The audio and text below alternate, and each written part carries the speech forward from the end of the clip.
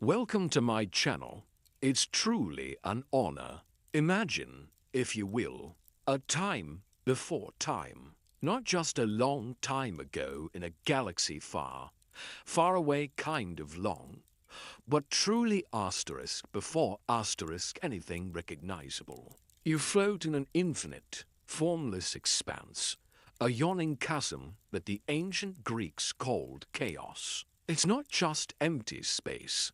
It's a swirling, primordial nothingness that holds the potential for everything. Think of it less as a vacuum and more like a cosmic soup simmering with all the ingredients of existence, waiting for the first spark. You feel a gentle, almost imperceptible hum in this void, a vibration that hints at the immense power simmering within. Out of this vast, dark emptiness, something begins to stir. Slowly, majestically, three primal beings emerge. First, there is Gaia, the earth herself. You feel her solidity form beneath you, a grounding presence in the boundless void. She is the fertile ground, the very foundation of all that will be. Then comes Tartarus, a shadowy, inescapable pit deep within Gaia, a place of dread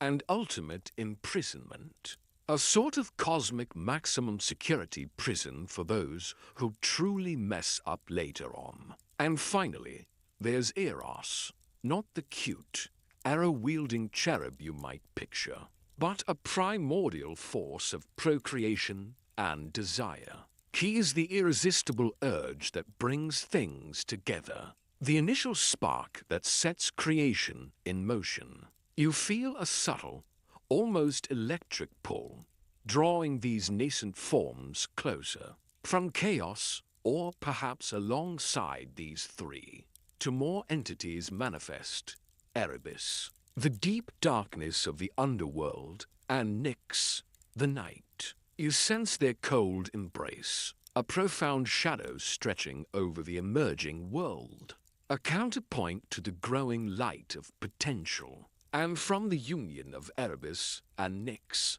a whole new generation springs forth, Ever, the bright, pure upper air, and Hemera, the day. Suddenly, you perceive the first faint glimmer of a cosmic dawn, pushing back against the boundless night. The universe, which was once an undifferentiated hum, now has a pulse, a rhythm of light and shadow. But the story truly begins to take shape with Gaia. Lonely, yet brimming with the power of creation, she births Uranus, the starry sky, to be her equal and companion. You watch as he arches over her, an immense, glittering dome, his vastness stretching beyond your comprehension. Then, from their union, the first true beings with form and individuality emerge. These are the Titans, 12 colossal children, 6 sons and 6 daughters. You see Oceanus, the immense river encircling the world, his gentle currents flowing around your awareness. Coeus, the titan of intellect and inquiry, whose gaze seems to probe the very fabric of existence. Crius, a silent, strong pillar.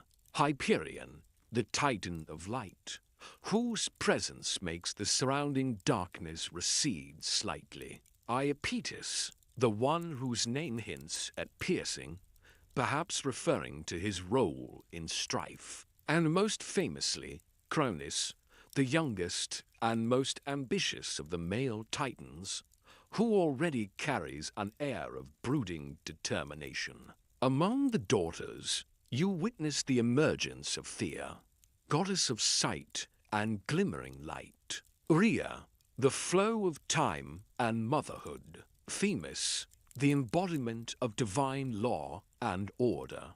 Mnemosyne, the titaness of memory, whose whispers echo through the nascent cosmos. Phoebe, the bright, prophetic one. And Tethys, the mother of all fresh water, who flows with an ancient, calm wisdom. They are magnificent, powerful beings, their forms immense, their potential boundless. But Gaia and Uranus also birth others, beings less pleasing to Uranus's eye. First, the Cyclops, Bronte's thunder, Sterope's lightning, and Arge's bright. You can almost feel the raw elemental power radiating from them, their single, mighty eye blazing with untamed energy. Then come the Hecatoncheires, the hundred-handed ones, Briareus, Cottus, and Gyes.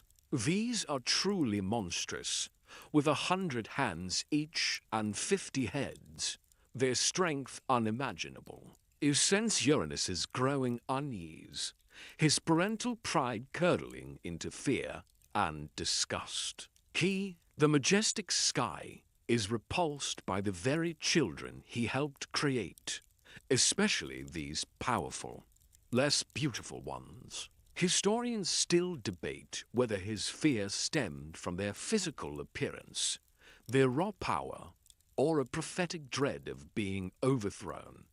But the outcome is clear. Uranus, consumed by this fear, does something truly horrific. As each Cyclops and Hecatoncheir's child is born, he shoves them back into Gaia's womb, imprisoning them within her very being. You feel Gaia's immense pain, a deep, resonant ache throughout the nascent earth. It's like a never-ending cramp, a mother's agony amplified to a cosmic scale. She writhes, groaning under the weight of her imprisoned offspring, the perpetual confinement a constant torment. It's a classic case of generational trauma, long before anyone even coined the term. Eventually, Gaia can bear it no longer. She cries out in anguish to her other children, the Titans, begging for their help, their freedom.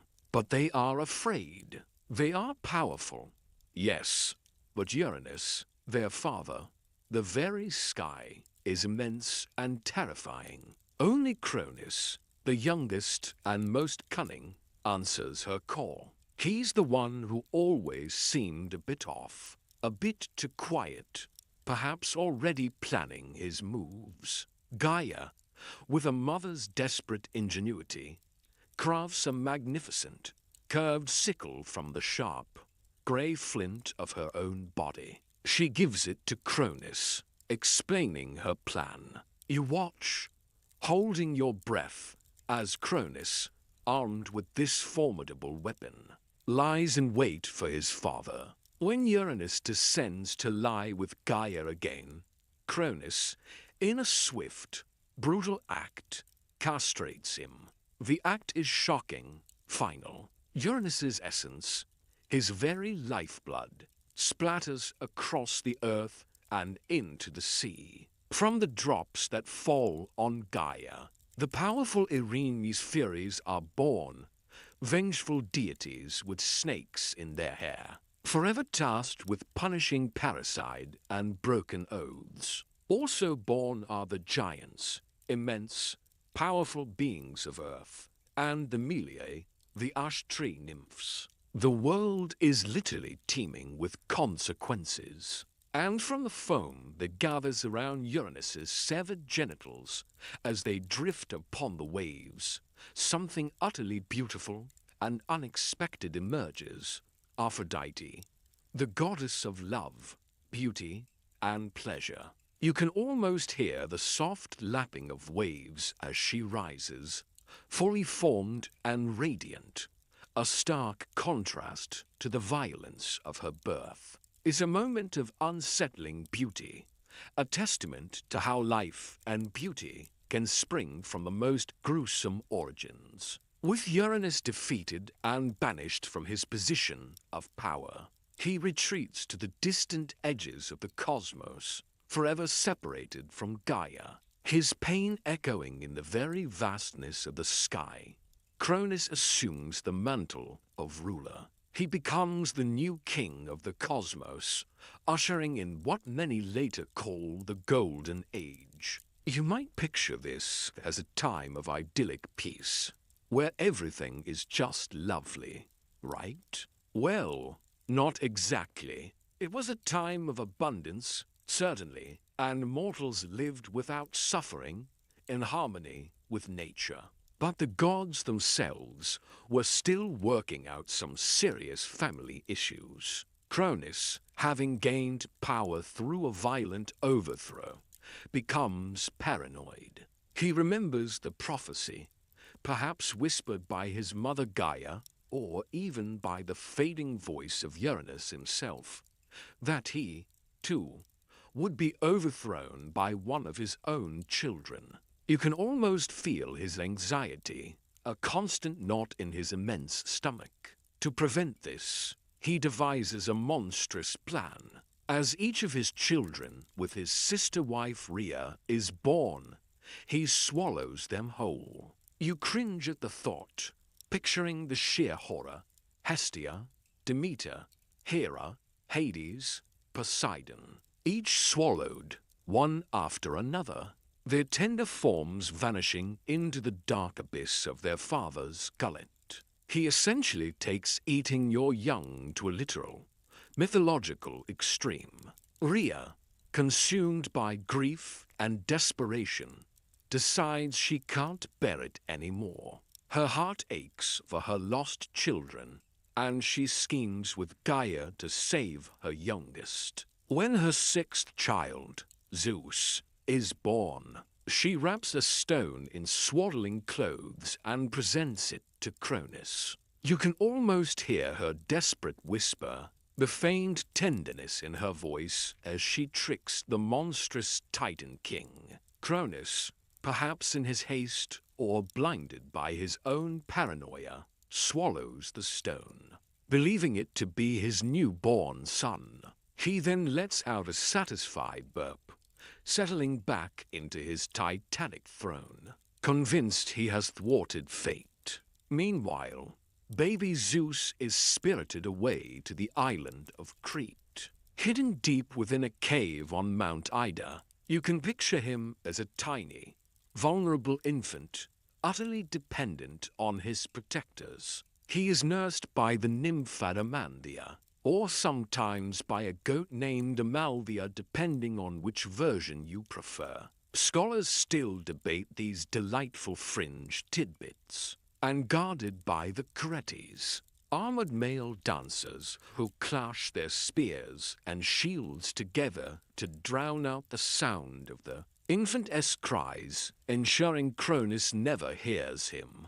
You can imagine the rhythmic clang of their weapons echoing through the cave, a lullaby of war for the future king of the gods. Zeus grows swiftly, nourished by ambrosia and nectar, maturing from a vulnerable babe into a powerful young god.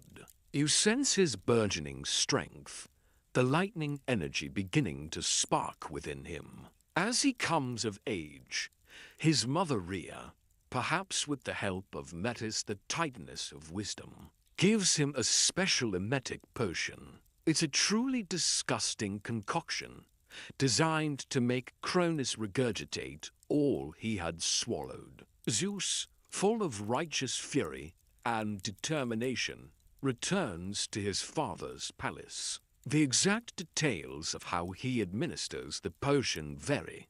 Some say he becomes Cronus's cupbearer, others that Metis tricks Cronus directly. Whatever the method, the effect is immediate and grotesque. Cronus begins to vomit. First, the stone he swallowed years ago.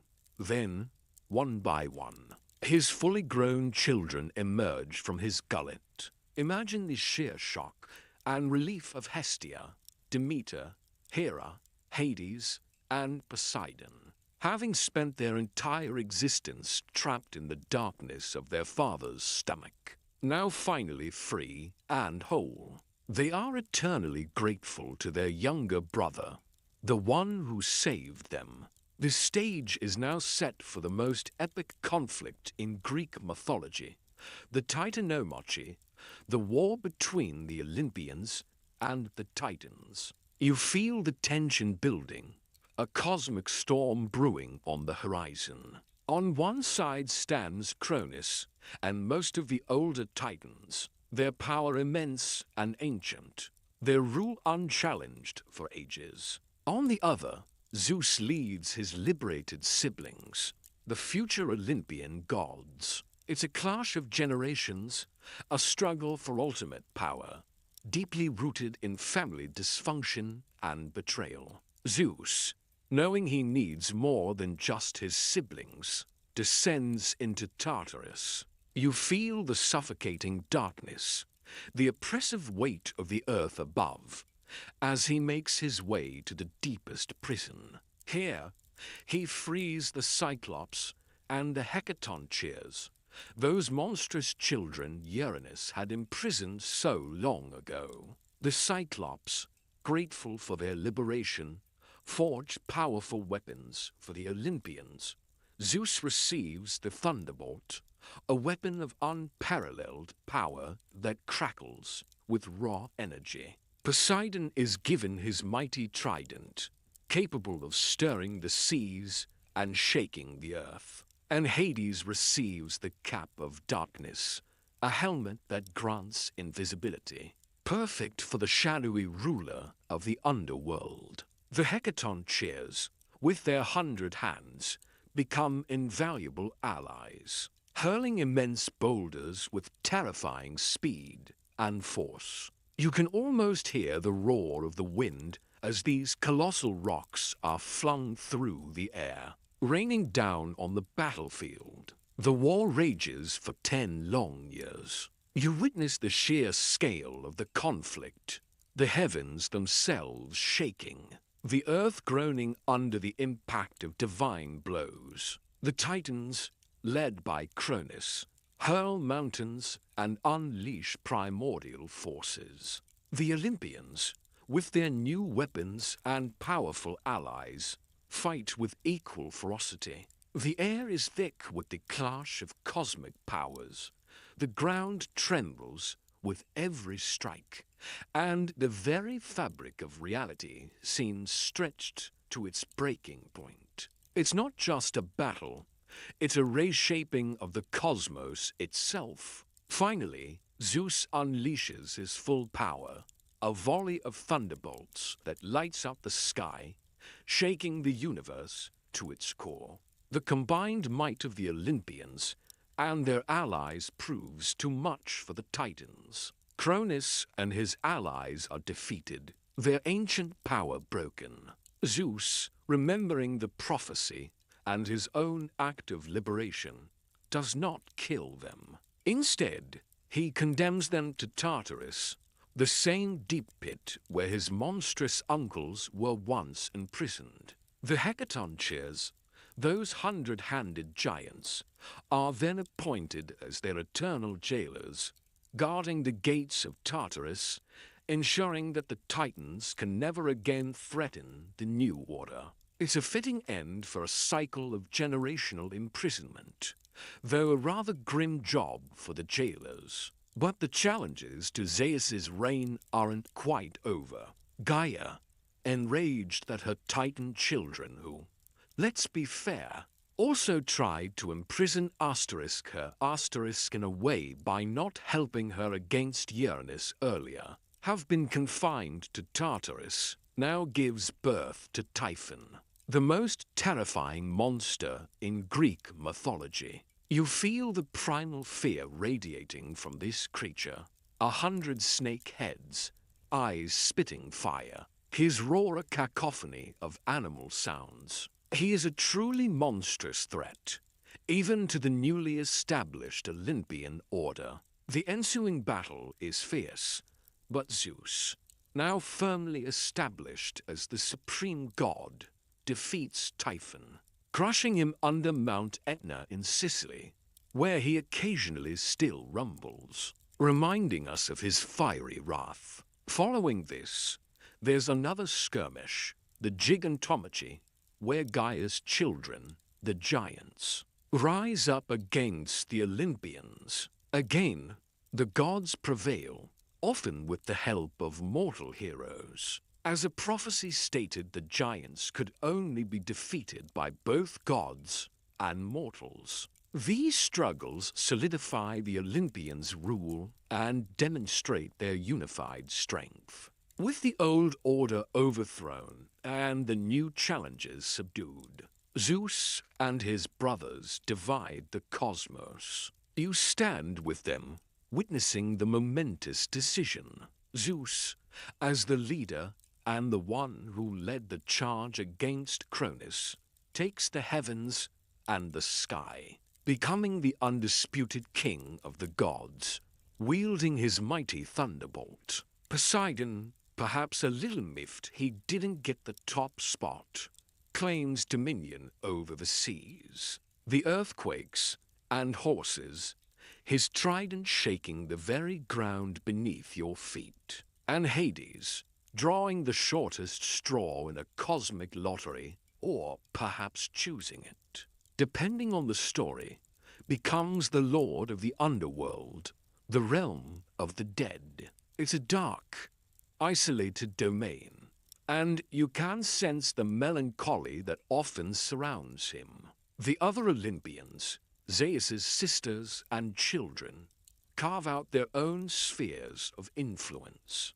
establishing their roles in the newly ordered cosmos. You now find yourself in a world structured by these mighty deities, a world where the echoes of primordial chaos still resonate, but where a new, more defined order has taken hold. The foundations are laid, the major players are in their positions, and the stage is set for countless myths of love, war, betrayal, and heroism. And all of it, every single tale, springs from these violent, dramatic, utterly human-like beginnings of the gods themselves. We've journeyed from the formless void to the very birth of the Olympian pantheon. But this is just the beginning of their story and your journey. And what a beginning it was, filled with thunder, triumph,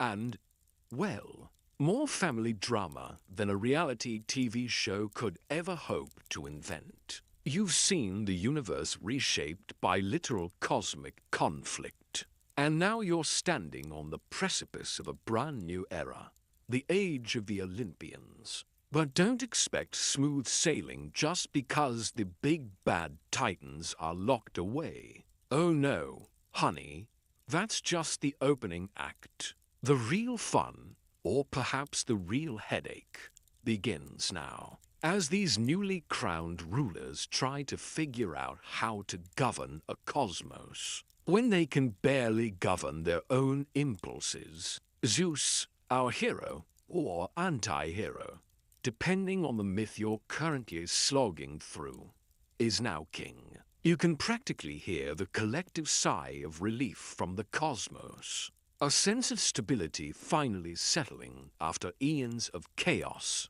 and generational coups. But just because you're a king doesn't mean you're done with prophecies or paranoia. Remember Cronus's fate, swallowed by his own kid. Yeah, that trauma runs deep in the Olympian family tree. Zeus, despite his immense power and his shiny new thunderbolt, carries that fear like a persistent, nagging headache. He might have freed his siblings, but he also remembered why he had to do it. So, the first order of business for a newly minted cosmic ruler is, naturally, establishing alliances and ensuring the future.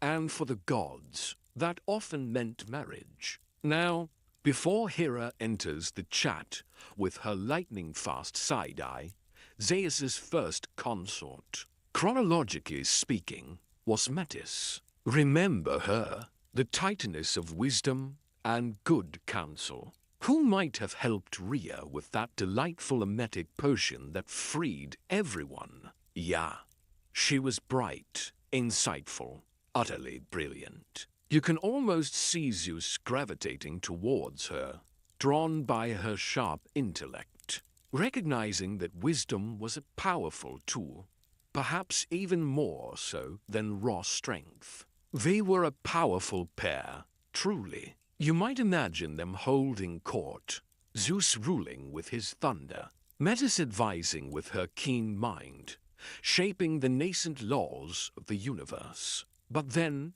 the dreaded prophecy strikes again, whispered, some say, by Gaia herself, or by Uranus in a lingering cosmic echo. Metis would bear a daughter, and then a son who would be destined to overthrow Zeus, just as Zeus had overthrown Cronus, and Cronus had overthrown Uranus. You can feel the familiar chill of dread creeping up your spine, realizing that some patterns are just too stubborn to break. Zeus, ever the pragmatist and perhaps a bit of a control freak, let's be honest, decides he's not going to repeat his father's mistakes. He's not going to shove his child back into the earth, nor is he going to let a potential rival grow up outside his influence. His solution, it's innovative, to say the least. While Metis is pregnant, Zeus, using his immense powers and perhaps a touch of his father's unpleasant habits,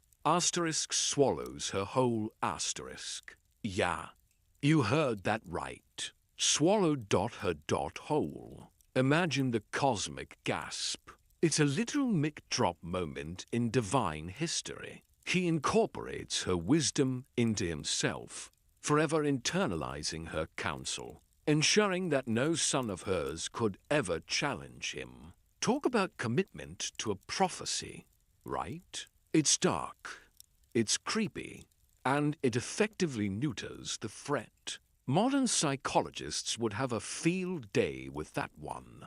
But here's the kicker, the truly mind-boggling part of this tale.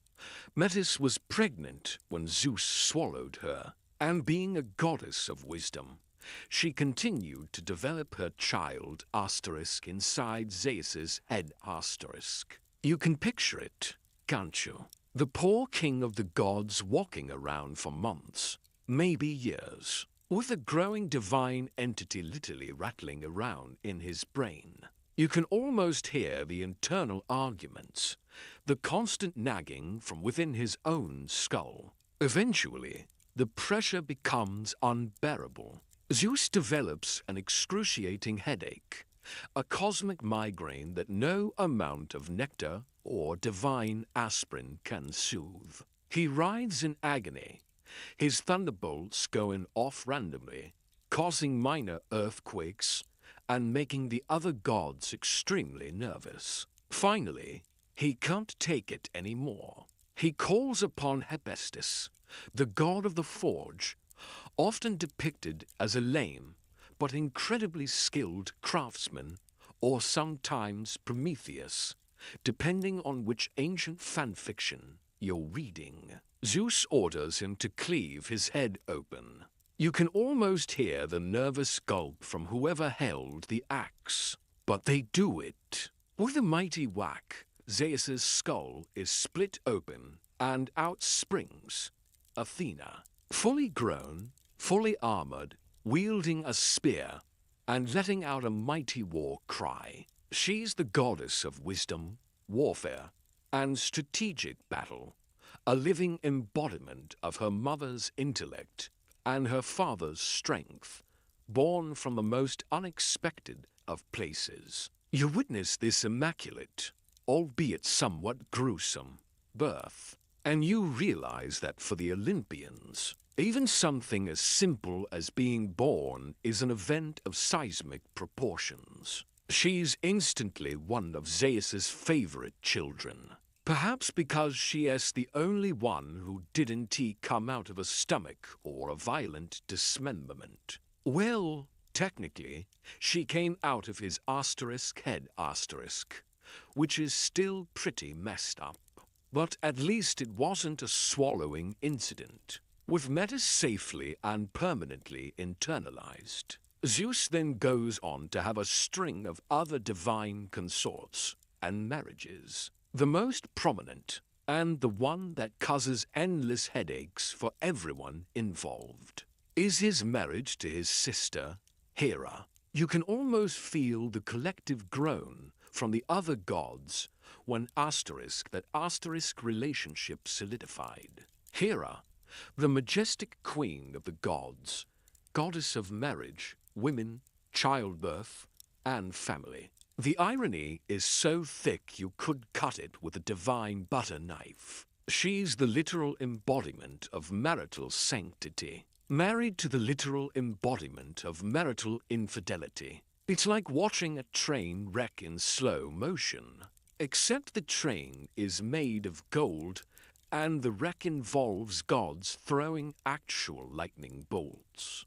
Their marriage is a tumultuous affair, to put it mildly. Hera is constantly, and quite rightly, enraged by Zeus's myriad affairs with goddesses, nymphs, and mortal women. You see her eyes burning with a cold fury as she plots vengeance. Not usually against Zeus, he's too powerful, too sneaky, but against his unfortunate lovers and, more often, their innocent offspring. Poor Io, Callisto, Semele, they all felt the wrath of Hera. You can almost hear her furious whispers echoing through Olympus, planning elaborate, often cruel, punishments. This isn't just his spouse's petty jealousy.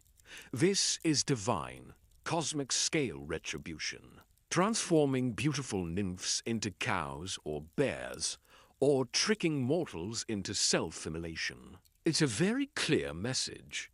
Don't mess with Hera's husband, even if he's the one doing all the messing. Together, Zeus and Hera have several children, though some accounts suggest a few of Hera's kids were born without Zeus's help. Out of pure spite or independent creation, much like Zeus birthed Athena. Their most notable children include Ars, the volatile god of war, all brawn and very little brain, a constant source of trouble even for his parents. Hephaestus, the master craftsman, god of fire and the forge, often depicted as being lame due to a fall or being thrown from Olympus by Zeus or Hera. Depending on the story, family drama. Remember, he's the hard-working, often overlooked genius who actually makes all the cool stuff the gods use. And then there's Hebe, the goddess of youth, who served nectar to the gods until she married Heracles later on. And Eileithyia, the goddess of childbirth, a vital assistant to her mother.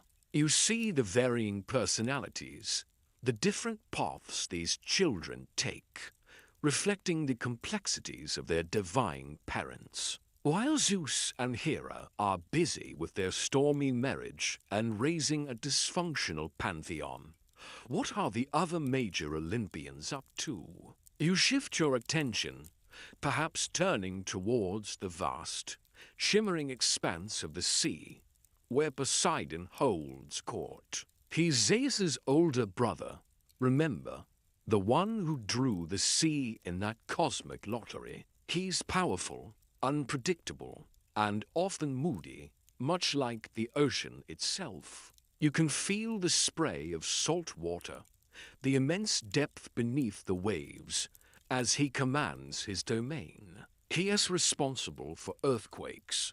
You might feel a faint tremor under your feet as he gets agitated, and, surprisingly, for horses. Historians still scratch their heads a bit about the horse connection.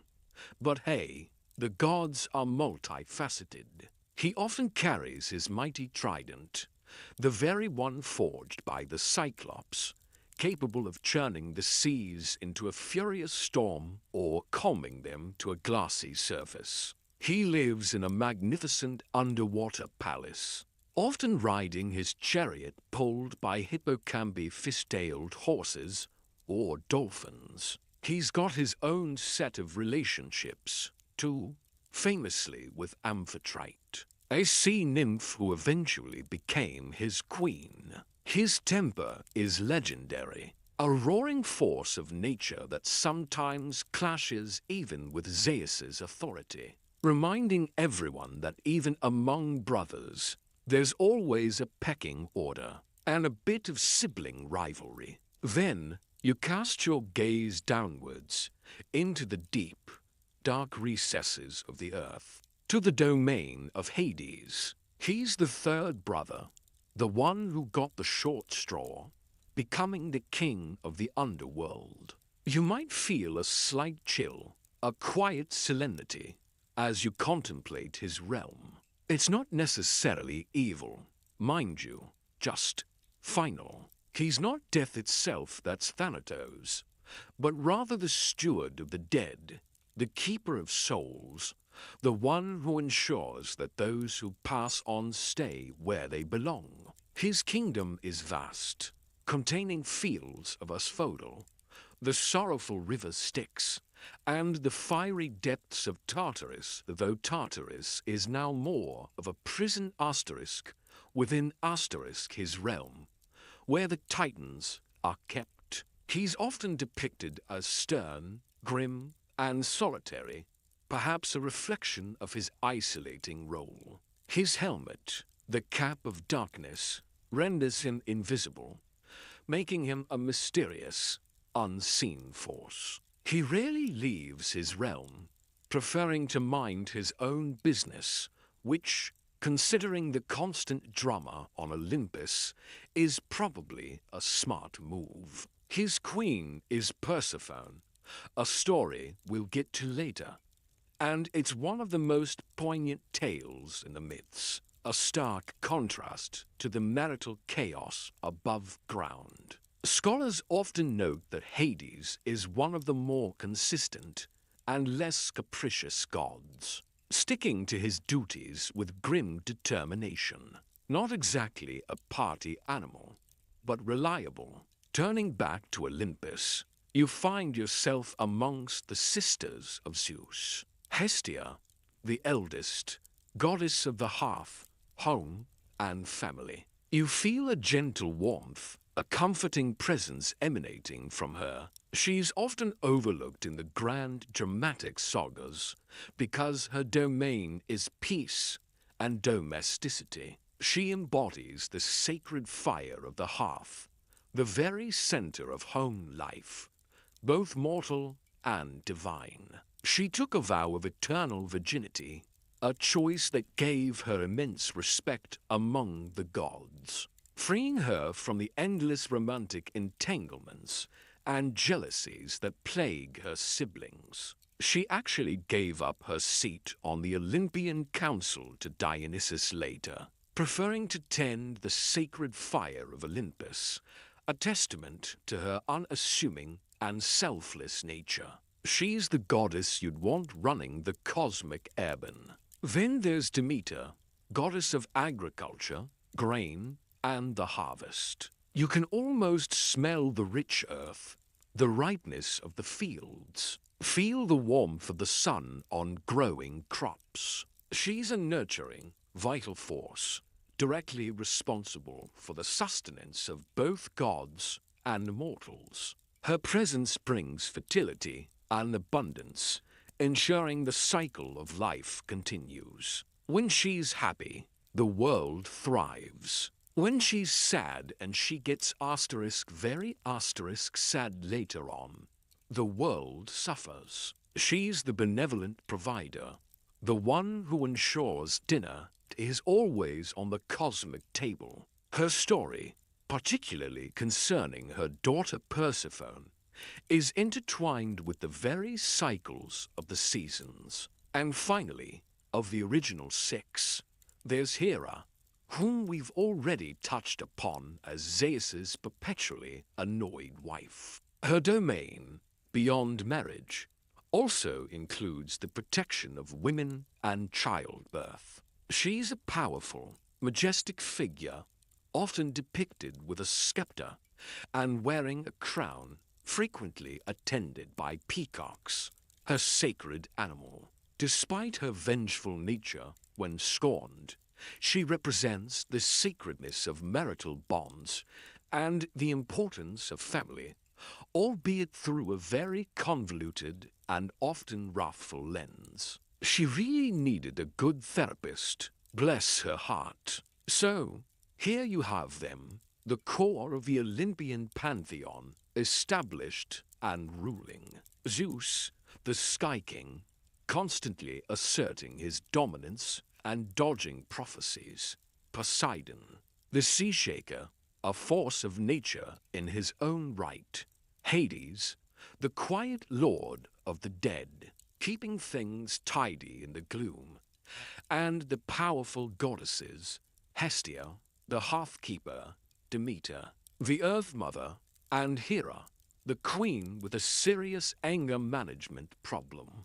But the Olympian family tree, like any good ancient Greek drama, just keeps branching out. Zeus, being Zeus, isn't content with just his official marriages. He has affairs, lots of affairs, leading to a host of other incredibly famous and important gods and goddesses, not to mention a slew of demigod heroes. It's almost like he saw himself as a cosmic Johnny Appleseed, spreading divine DNA far and wide. This isn't just for fun.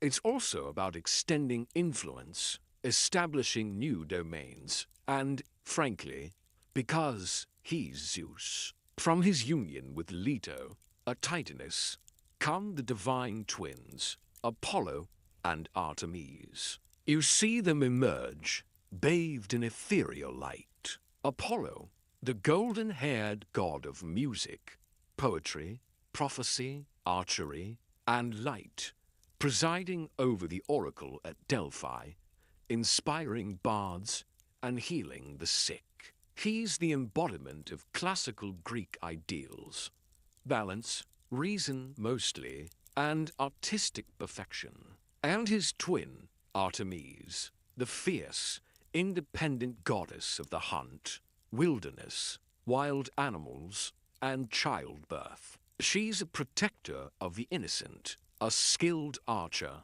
and like Hestia, famously a virgin goddess, fiercely guarding her independence and her domain. She patrols the wild places, often with her band of nymphs, embodying the untamed spirit of nature. Their birth itself was a whole epic saga, with Hera persecuting their mother Leto, chasing her across the known world, until she finally found refuge on the floating island of Delos. See, more Hera drama. Then there's Hermes, the nimble, quick-witted messenger of the gods, born from Zeus and the nymph Maia. You can almost feel the wind of his winged sandals as he zips across the sky, delivering messages between Olympus, the mortal world, and even the underworld. He's also the god of trade, trickery, travelers, thieves, and eloquent speech. Basically, the divine jack of all trades. He's incredibly clever, often getting himself and others out of tight spots with his cunning and charm. He invents the lyre on the very day he's born, showing his precocious genius. He's the ultimate multitasker, the cosmic delivery guy with a side hustle in everything. And another major player, Dionysus, the god of wine, revelry, ritual madness, and ecstasy. His birth story is wild, even by Olympian standards. His mother was Semele, a mortal princess whom Hera, in her typical vengeful fashion, tricked into asking Zeus to reveal himself in his full divine glory. No mortal can behold Zeus's true form and live, so Semele was instantly incinerated by his divine lightning.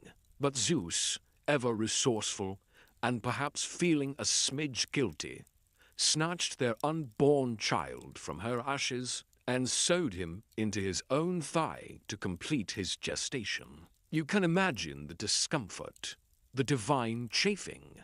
After a few months, Dionysus was born, bursting forth from Zeus's leg, making him twice born, once from a mother, once from a father. He represents the intoxicating, sometimes dangerous, wild side of human nature, challenging the more ordered aspects of the Olympian pantheon. He's the god who encourages you to let loose, perhaps a little too much sometimes. This proliferation of gods, goddesses, and demigods paints a picture of a constantly expanding, eternally squabbling, and endlessly fascinating divine family. You realize that while they rule the cosmos, they are very much reflections of human strengths and weaknesses, love, jealousy, ambition, cleverness, anger, lust, loyalty, and betrayal.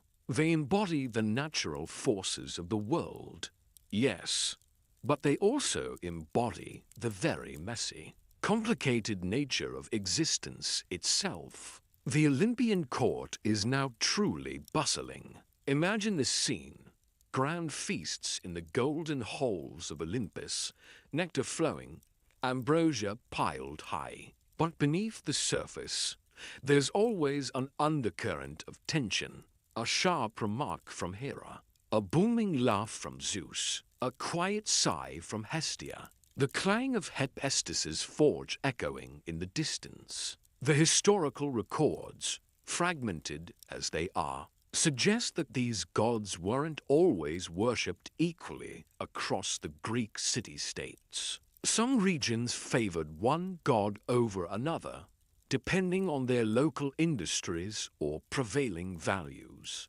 For instance, Athens, a city known for its wisdom and strategic prowess, held Athena in particular reverence, even naming their city after her. Sparta, with its focus on military might, paid more homage to ours, despite his father Zeus often being quite disgusted by his raw, uncontrollable violence. This tells you a lot about how human societies saw themselves reflected in the divine. So, the cosmos is finally settled under the new management.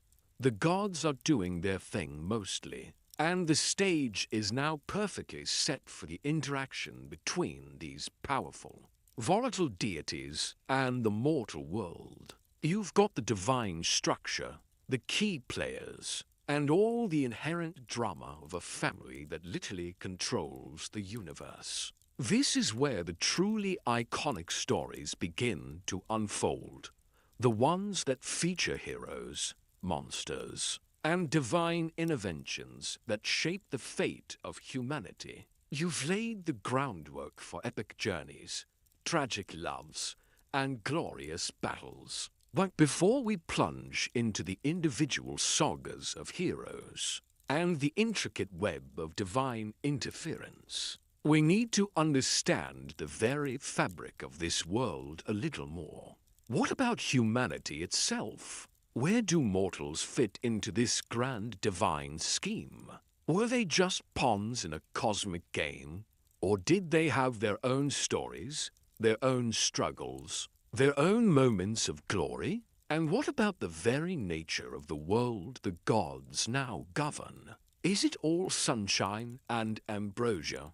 Or are there darker forces at play, remnants of the old world? Or new threats brewing just beneath the surface? As you drift deeper into this ancient narrative, you'll find that the gods, for all their power, aren't the only ones with a tale to tell. The very concept of mankind's place in this divine hierarchy is about to become a focal point. And it's not always a pretty picture. Get ready, because the relationship between gods and mortals is complicated, to say the least. And it all begins with a little bit of cosmic clay and a very clever titan. And it all begins with a little bit of cosmic clay and a very clever titan. You might be wondering, with all these gods running around, who actually made Asteriskus Asterisk? Well, buckle up, because humanity as origin story is less idyllic garden paradise and more divine science experiment with a side of cosmic rebellion. Enter the Titans Prometheus and Epimetheus. Remember Iapetus, the Titan whose name hinted at piercing? Well, he's their dad. Prometheus, whose name literally means forethought, was the clever one, always thinking ahead, always planning. His brother, Epimetheus, was, predictably, afterthought.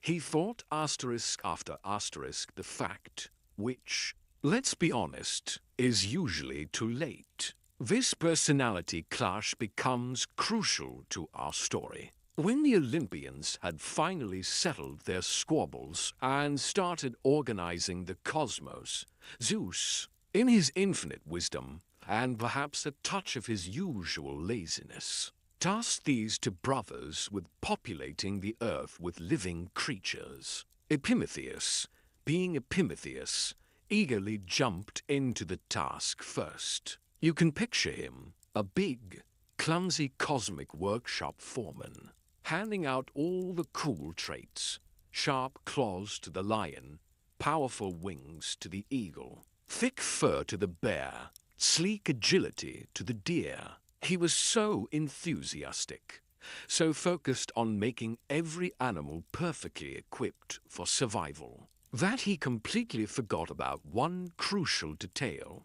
humanity. By the time Prometheus came to check on his brother's work, Epimetheus had used up all the good bits. Every animal had its defense, its speed, its natural armor, its cunning instincts. And there, standing before Prometheus, was naked, vulnerable humanity, shivering in the cosmic wind, completely unequipped. No fur, no claws, no venom, no natural camouflage. You feel a pang of cosmic pity for these nascent beings, looking utterly helpless in a world suddenly full of predators. Prometheus, with his famous forethought, couldn't just leave them like that. He saw the potential in humanity, something beyond mere animal instinct. He saw a spark, a capacity for reason, for creation,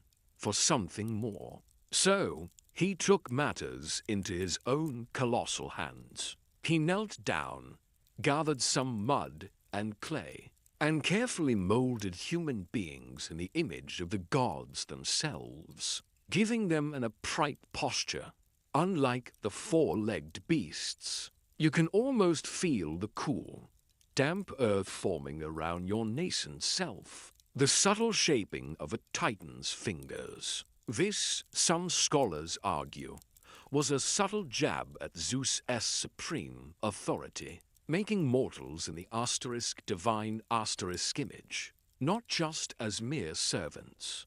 But molding them wasn't enough. They were still vulnerable. Prometheus knew they needed something to truly elevate them, to protect them, to allow them to flourish. He needed fire. Now, fire was a closely guarded secret of the gods, kept on Mount Olympus, a divine privilege, a symbol of their power and superiority. Zeus was utterly obsessed with maintaining this power imbalance.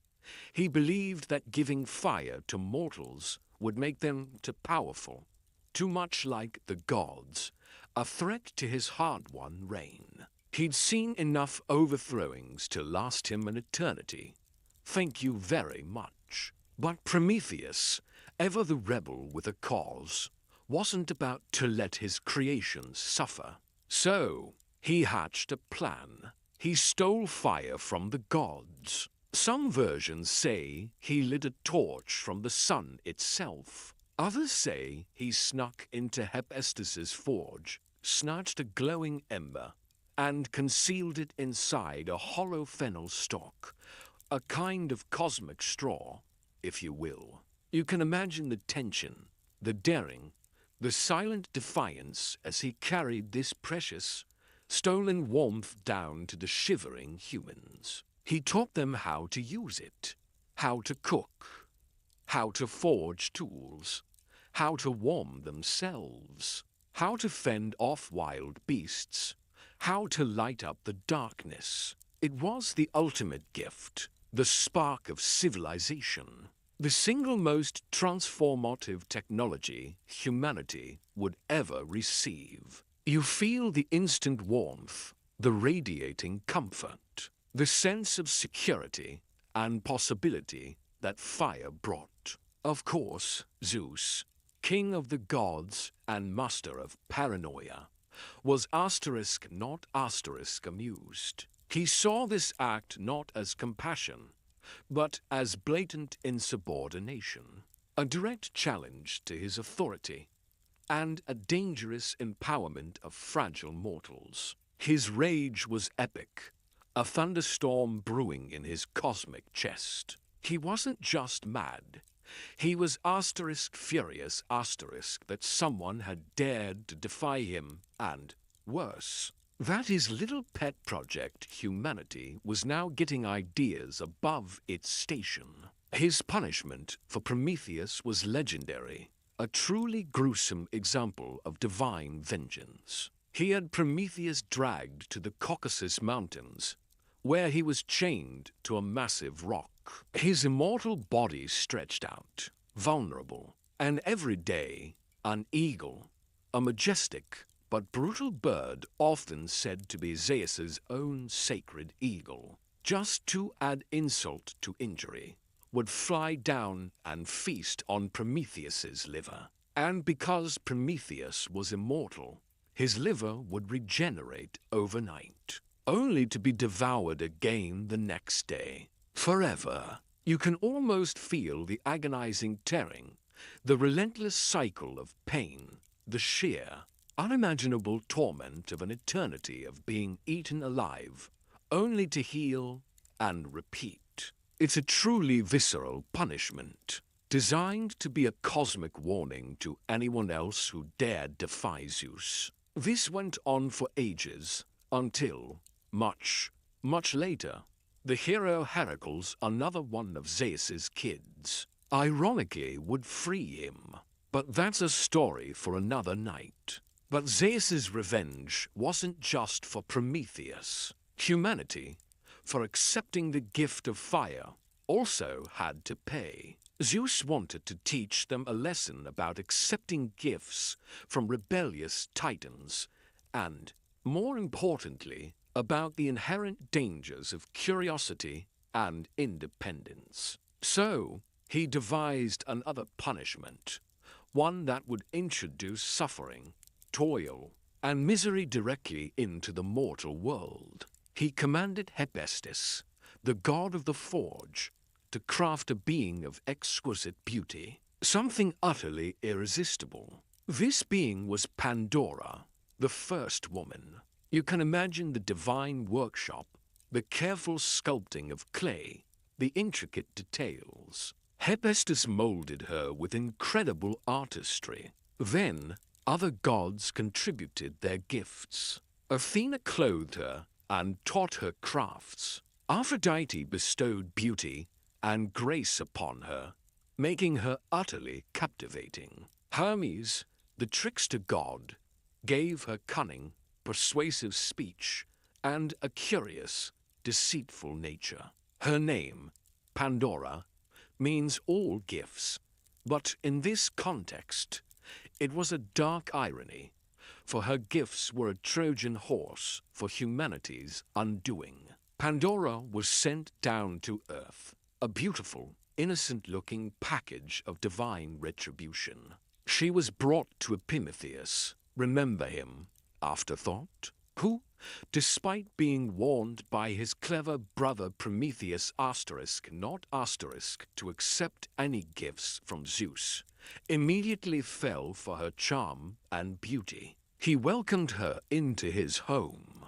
With Pandora came a sealed jar, or sometimes a box. The original Greek word was pithos, a large storage jar, which was later mistranslated as box, leading to the famous Pandora's box idiom. You can almost hear Zeus's sinister chuckle as he handed it over, giving specific instructions that it must never be opened. Naturally, this instruction, combined with Hermes's gift of curiosity, was a ticking time bomb. You stand there, watching Pandora, her eyes drawn irresistibly to the jar. She can't help it. The temptation is overwhelming. What secrets does it hold? What treasures? What forbidden knowledge? She struggles with her inner battle for a moment, but ultimately, curiosity wins. She slowly, cautiously opens the lid, and then, whoosh, outpour all the evils and misfortunes that had previously been unknown to humanity. Disease, toil, pain, old age, famine, vice, madness, despair, war, death. You feel the sudden chill in the air, the heavy weight of suffering descending upon the world. They swarm out like a dark cloud, infecting everything, forever altering the pristine, relatively carefree existence humanity had known. Horrified, Pandora quickly slams the lid shut. But it's too late. Everything bad is already out. Everything, that is, except for one thing. Hope. It remained trapped at the very bottom of the jar. Scholars debate the meaning of hope staying inside. Was it another cruel twist, leaving humanity with only the idea of hope, but never its full realization? Or was it a divine mercy, a small comfort that, even amidst all the suffering, hope would always remain within reach, a fragile flame against the darkness? Most interpretations lean towards the latter, a subtle reminder that even in the bleakest times, the possibility of things getting better still exists. So, thanks, Pandora. We owe all our current woes to your inability to resist a shiny, mysterious container. This story of Prometheus and Pandora explains why life is so hard for humans, why we toil, why we suffer, why we die. It's not just a random cosmic accident. It's a direct consequence of divine punishment and our own inherent curiosity. It established the uneasy, often adversarial, relationship between gods and mortals. The gods, especially Zeus, would continue to meddle, to intervene, to demand worship, and to unleash their wrath or bestow their favor seemingly on a whim. This brings us to the concept of the ages of man, a poetic framework that describes the progressive decline of humanity from its idyllic beginnings to its current sorry state, serving as a backdrop for all the myths that follow. You might hear different poets and philosophers describe these ages slightly differently, but the general pattern holds. First, there was the Golden Age This was during the reign of Cronus, believe it or not, before Zeus and his siblings took over. You can imagine a world where humans lived like gods. Truly, there was no suffering, no hard labor, no war, no old age, no disease. The earth spontaneously produced everything they needed, without any farming or toil. People died peacefully, falling into a sleep-like state, and their spirits became benevolent demons, guardians watching over the living. It was a truly utopian existence, a time of innocence and abundance. But, as we know, that age ended with a colossal family feud and a god-king being regurgitated. So much for utopia. Then came the Silver Age, under the rule of Zeus. Things took a definite downturn here. Humans were still long-lived, but they were no longer as innocent or as carefree. They became arrogant, childish, and neglected to honor the gods, which, for Zeus, was an absolute no-go. They lived for hundreds of years as overgrown infants, never quite growing up.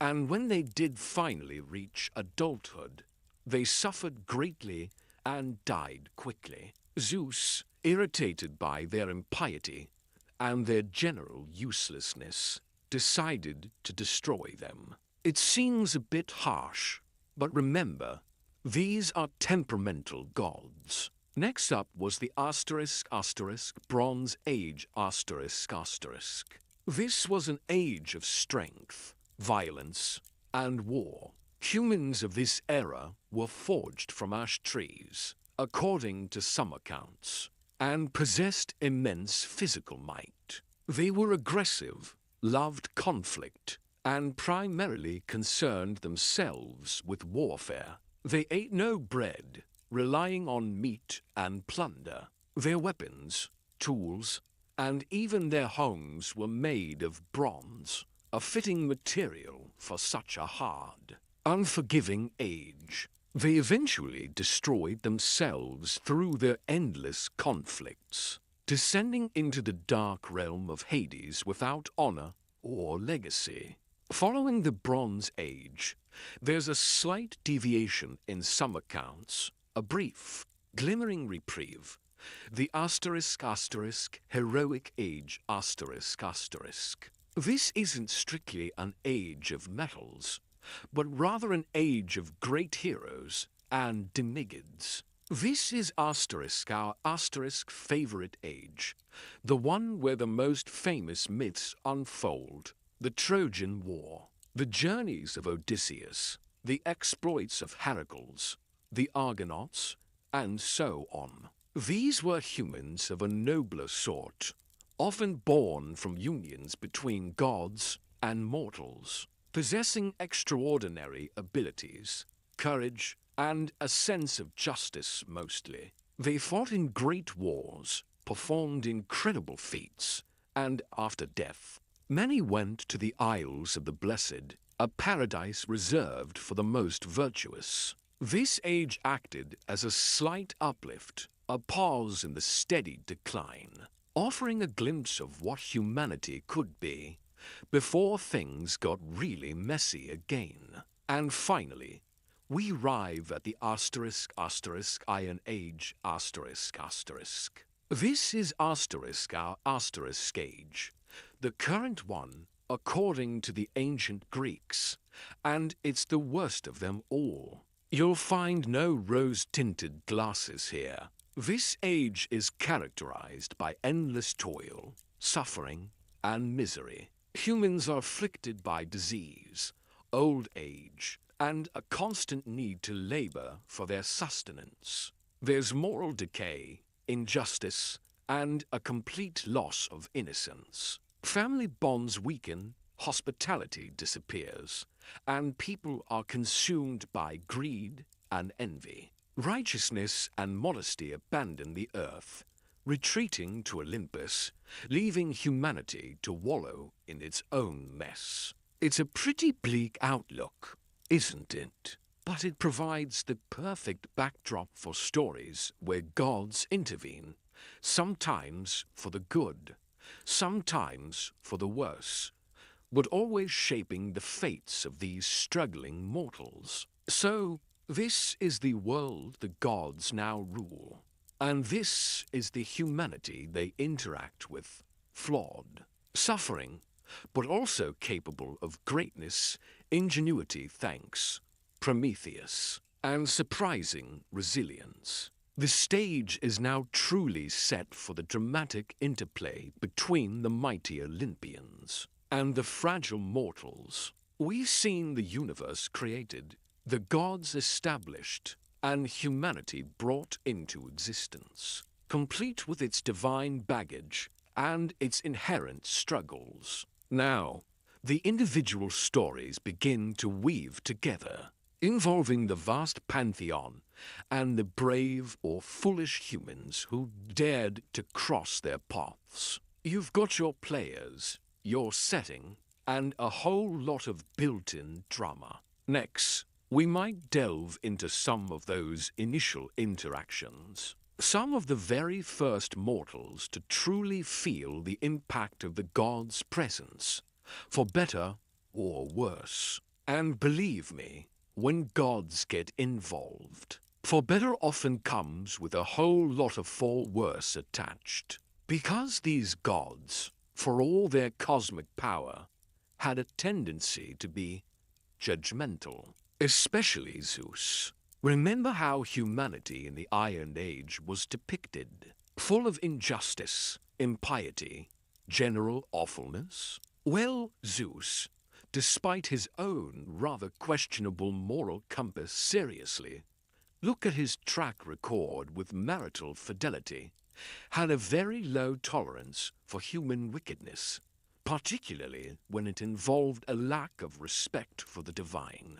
He'd seen enough hubris to last several lifetimes, and these Iron Age mortals were really pushing his celestial buttons. You can picture him, high on Olympus, glowering down at the paltry sacrifices, listening to the petty squabbles, the broken oaths, the general ethical dumpster fire that was humanity. He watched as people murdered their guests, a major no-no in Greek culture.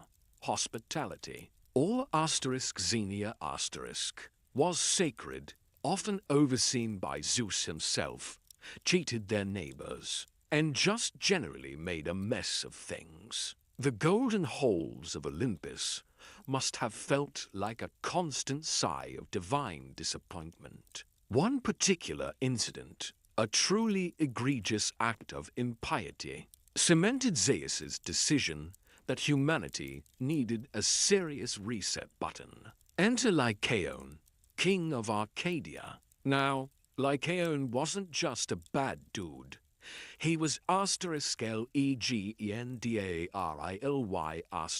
bad. He was cruel, arrogant, and had a nasty habit of testing the gods' omniscience. You can almost hear him scoffing. Oh, so these gods know everything, do they? Let's see about that. Zeus, hearing whispers of Lycaon's wickedness and his general disrespect for proper religious observance, decided to pay him a visit in disguise, just to see for himself. He often did this, wandering among mortals, sometimes to seduce them, sometimes to test them, and sometimes, like now, to judge them.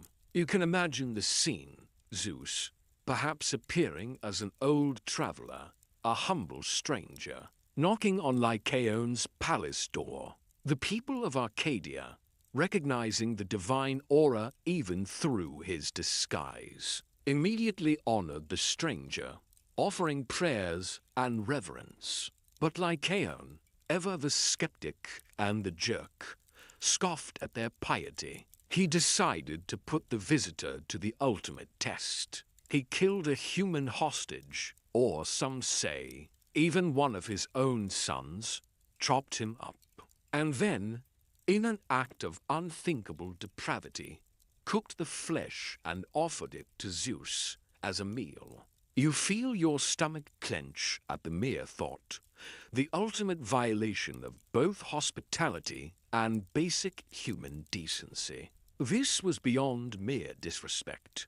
This was a deliberate, blasphemous challenge to divine order, a monstrous act that defiled the very essence of human-god interaction. Zeus, obviously, was not fooled. He knew immediately what he was being offered. His rage, already simmering, boiled over. He overturned the table, sending the vile feast scattering, and unleashed his thunderbolts, incinerating Lycaon's palace and his wicked sons. Lycaon himself was spared incineration, but transformed into a wolf, howling and bloodthirsty, a fitting punishment for his beastly nature. He was forever cursed to roam the wild, embodying the savage instincts he had already embraced as a man. It's a chilling reminder that while gods might dabble in human affairs, there are some lines you just do asterisk, not asterisk, cross. This horrific incident, this ultimate display of human depravity, was the final straw for Zeus. He convened an assembly of the gods on Olympus, painting a grim picture of humanity's moral decay.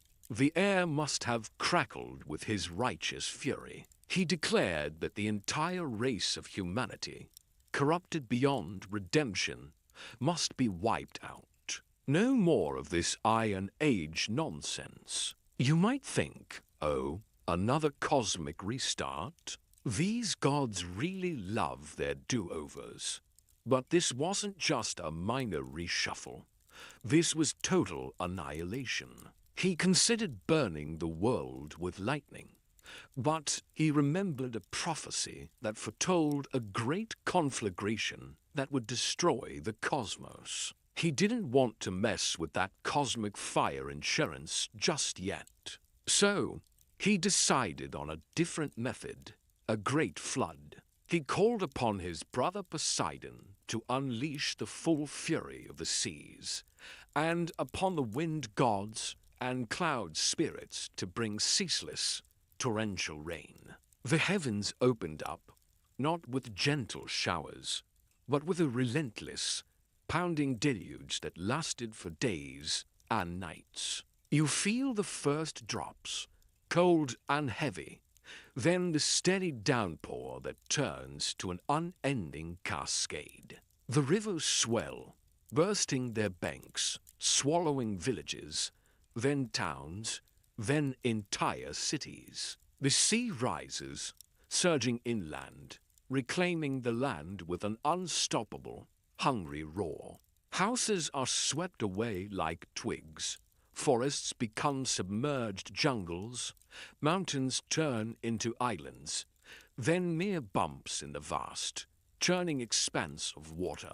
The cries of desperate mortals, the bleating of terrified animals, are drowned out by the thunderous drumming of the rain and the ceaseless rush of the floodwaters. It's a truly terrifying scene, a testament to the gods' destructive power when provoked. You witness humanity's brief, desperate struggle against the overwhelming force of nature unleashed by divine wrath. People cling to rooftops, scramble up trees, climb the highest peaks, but the water keeps rising, higher and higher, until even the loftiest mountains are submerged. The world becomes one vast, limitless ocean, a watery tomb for a failed experiment. But, as with all good divine wipeouts, there's always a tiny, pious exception. Amidst this cosmic reset,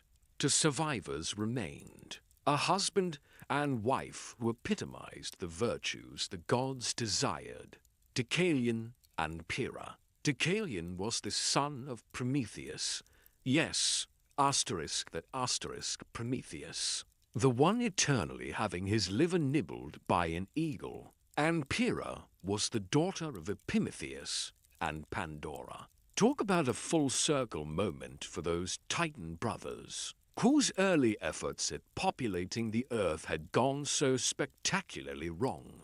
Deucalion, blessed with some of his father's forethought, and warned by Prometheus who, even chained to a rock, probably had a cosmic text message system for his kid, built a sturdy wooden chest, or ark. You can picture it, a simple, seaworthy vessel, meticulously crafted, bobbing precariously on the churning waters. For 9 days and 9 nights, they drifted, just the two of them, enduring the endless deluge. The isolation, the profound silence, once the cries of the drowning world had faded. They sustained themselves on meager provisions, their faith and mutual devotion their strongest anchors in the vast, watery desolation. Finally, after what must have felt like an eternity, as the waters slowly began to recede, their ark came to rest on the peak of Mount Parnassus, one of the few places in Greece that stood above the deluge. You feel the gentle bump, the sudden stillness after the relentless rocking, the immense relief of solid ground beneath their feet. They emerged, the sole survivors of an annihilated world, surrounded by the desolate silence of a planet reborn, but empty. The air smelled clean, fresh, but also carried the faint, mournful scent of what was lost. Their first act, as truly pious individuals, was to offer thanks to Zeus. They built a makeshift altar and prayed, asking how they could repopulate the empty earth. Zeus, perhaps feeling a touch of post-flood compassion, heard their plea and directed them to consult the oracle of Themis, who, remember, was one of the older Titans, a goddess of divine law, and held a prominent oracle before Apollo's time at Delphi. The oracle's response was, naturally, cryptic. Cast behind you the bones of your great mother. You can imagine their confused frowns, looking at each other. The bones of my great mother. My mom's long gone. Does she mean my actual mother?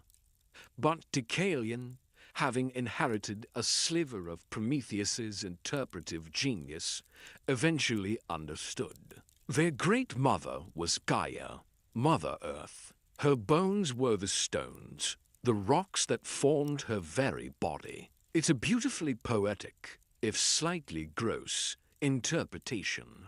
So, with a mix of faith and mild bewilderment, Deucalion and Pyrrha began to pick up stones from the mountainside. You can see them bending, choosing stones, their faces grim with determination, and then, one by one, tossing them over their shoulders. As Deucalion threw his stones, they transformed into men. As Pyrrha threw hers, they became women. You watch, mesmerized, as the rough, inanimate rocks soften, take on flesh and form, hair and eyes, slowly, miraculously becoming human beings. This new race of humanity, born from stone, was said to be hardier, more resilient, and better able to withstand toil and hardship, a perfect fit for the harsh realities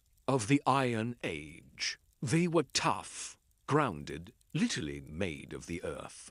This explains why humans are such a sturdy, sometimes stubborn, bunch. It's also a clever way the myths explain the existence of humanity after a global catastrophe, echoing ancient anxieties about floods and resets that appear in countless cultures worldwide. Historians love to point out these widespread flood narratives, debating whether they point to a universal ancient memory of a real geological event or a common human understanding of divine retribution and natural disaster.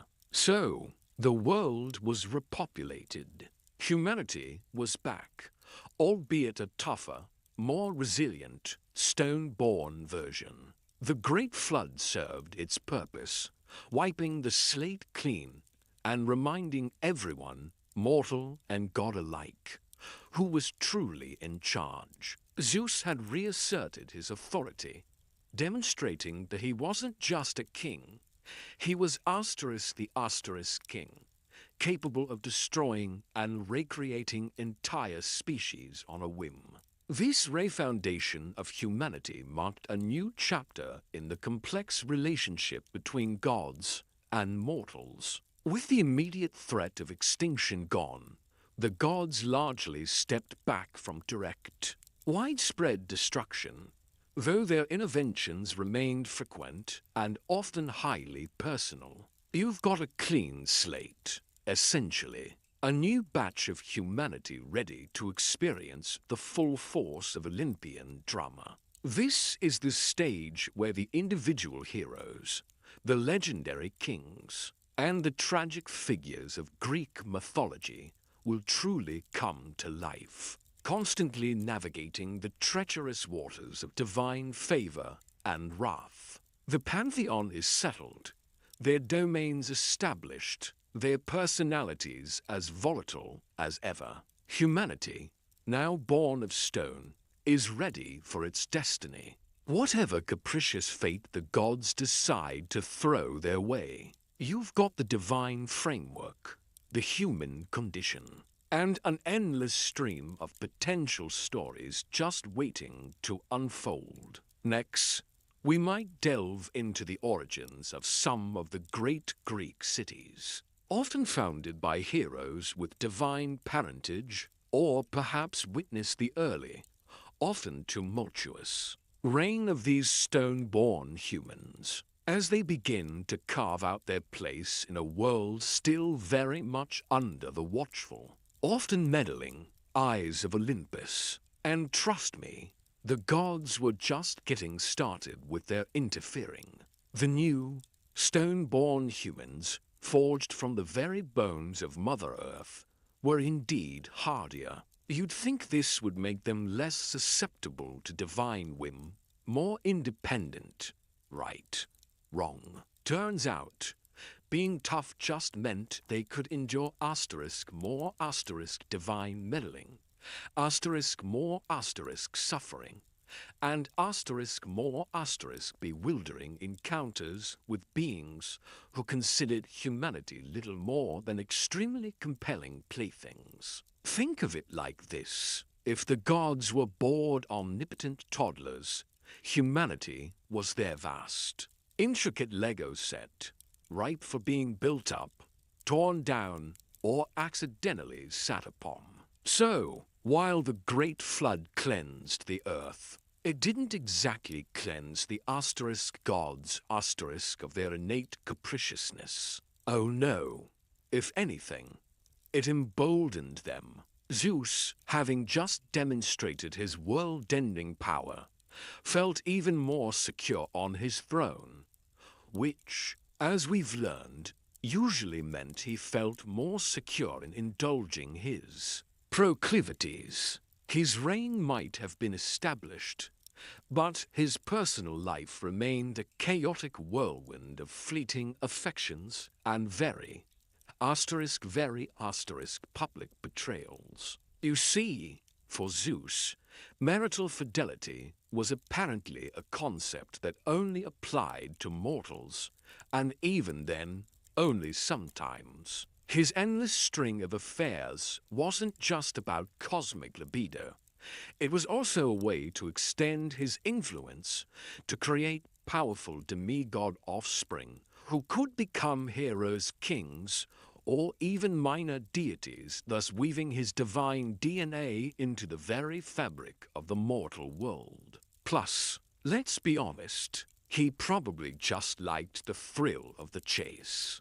The divine equivalent of swiping right on every available nymph or princess. Hera, bless her perpetually seething heart, was kept busy concocting elaborate revenge schemes, which, while awful for the targets, certainly provided endless material for ancient bards and modern podcasters like myself. One of the most famous of these divine dalliances, and one that had truly monumental implications, involved a young woman named Europa. She was a Phoenician princess, known for her extraordinary beauty, even among mortals. You can picture her strolling by the sea, perhaps gathering flowers, completely oblivious to the celestial pervert watching from above. Zeus, catching sight of her from Olympus, was instantly smitten,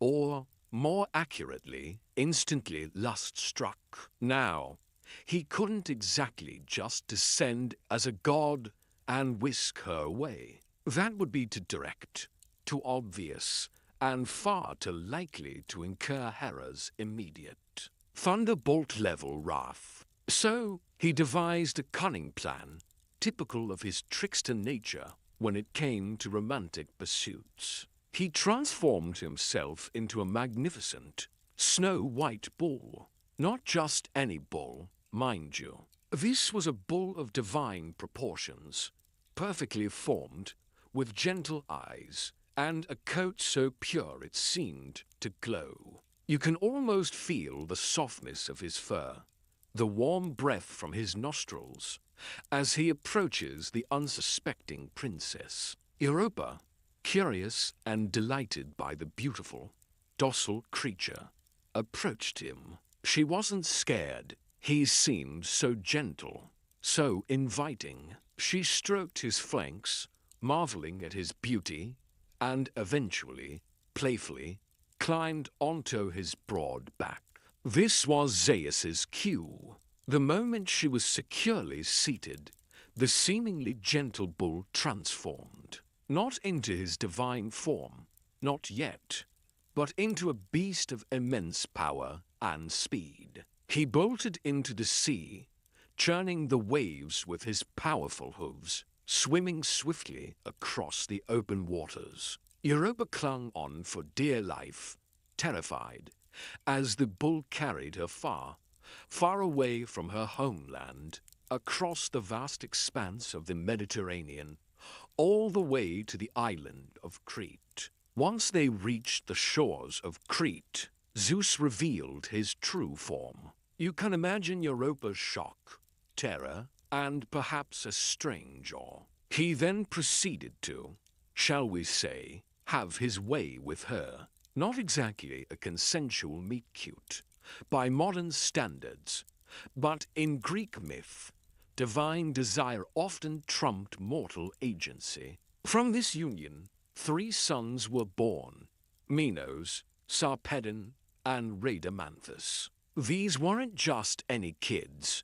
They became legendary figures. Minos, in particular, would grow up to be the powerful, enigmatic king of Crete, establishing a vast maritime empire and building the famous labyrinth, which we'll definitely talk about later. Sarpedon became a king in Lycia, and Rhadamanthus, known for his justice, eventually became one of the judges in the underworld alongside Minos. So, yeah, Zeus's indiscretions often had cosmic-level consequences, shaping entire civilizations and even the divine judiciary and the whole continent of Europe.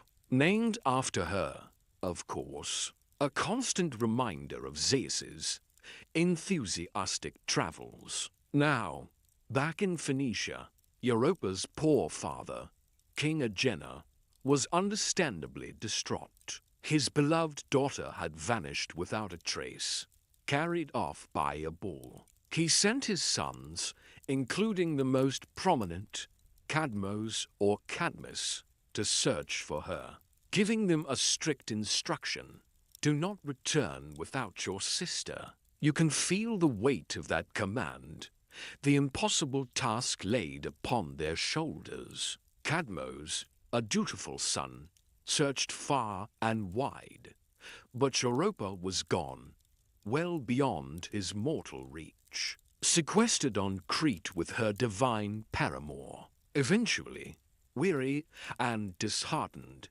realizing the futility of his quest, Cadmos decided to consult the Oracle of Delphi. You can almost hear the soft rustle of laurel leaves, the intoxicating fumes rising from the chasm. The priestess, the Pythia, speaking in enigmatic tones. The oracle advised him to give up the search for Europa. Instead, She told him to follow a sacred cow that he would encounter, and wherever the cow lay down, that was where he was destined to found a city. Talk about a divine GPS. So, Cadmos, probably scratching his head, but deciding to trust the ancient wisdom, left the oracle.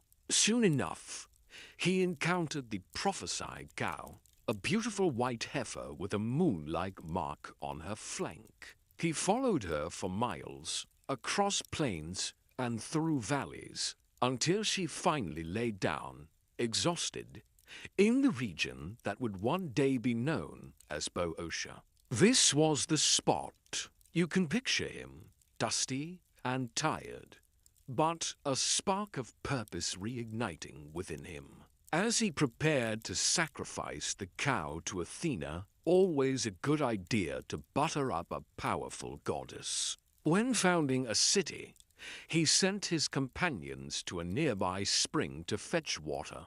This spring, however, was guarded by a ferocious, gigantic serpent, a child of the war god Ars. No less, the serpent, true to its lineage, attacked Cadmos's men, killing them all. You feel the sudden surge of danger, the primal fear of encountering a monstrous beast. Cadmos, alone and enraged by the loss of his men, confronted the serpent. He fought bravely, armed only with his spear and a stone, eventually slaying the monstrous creature.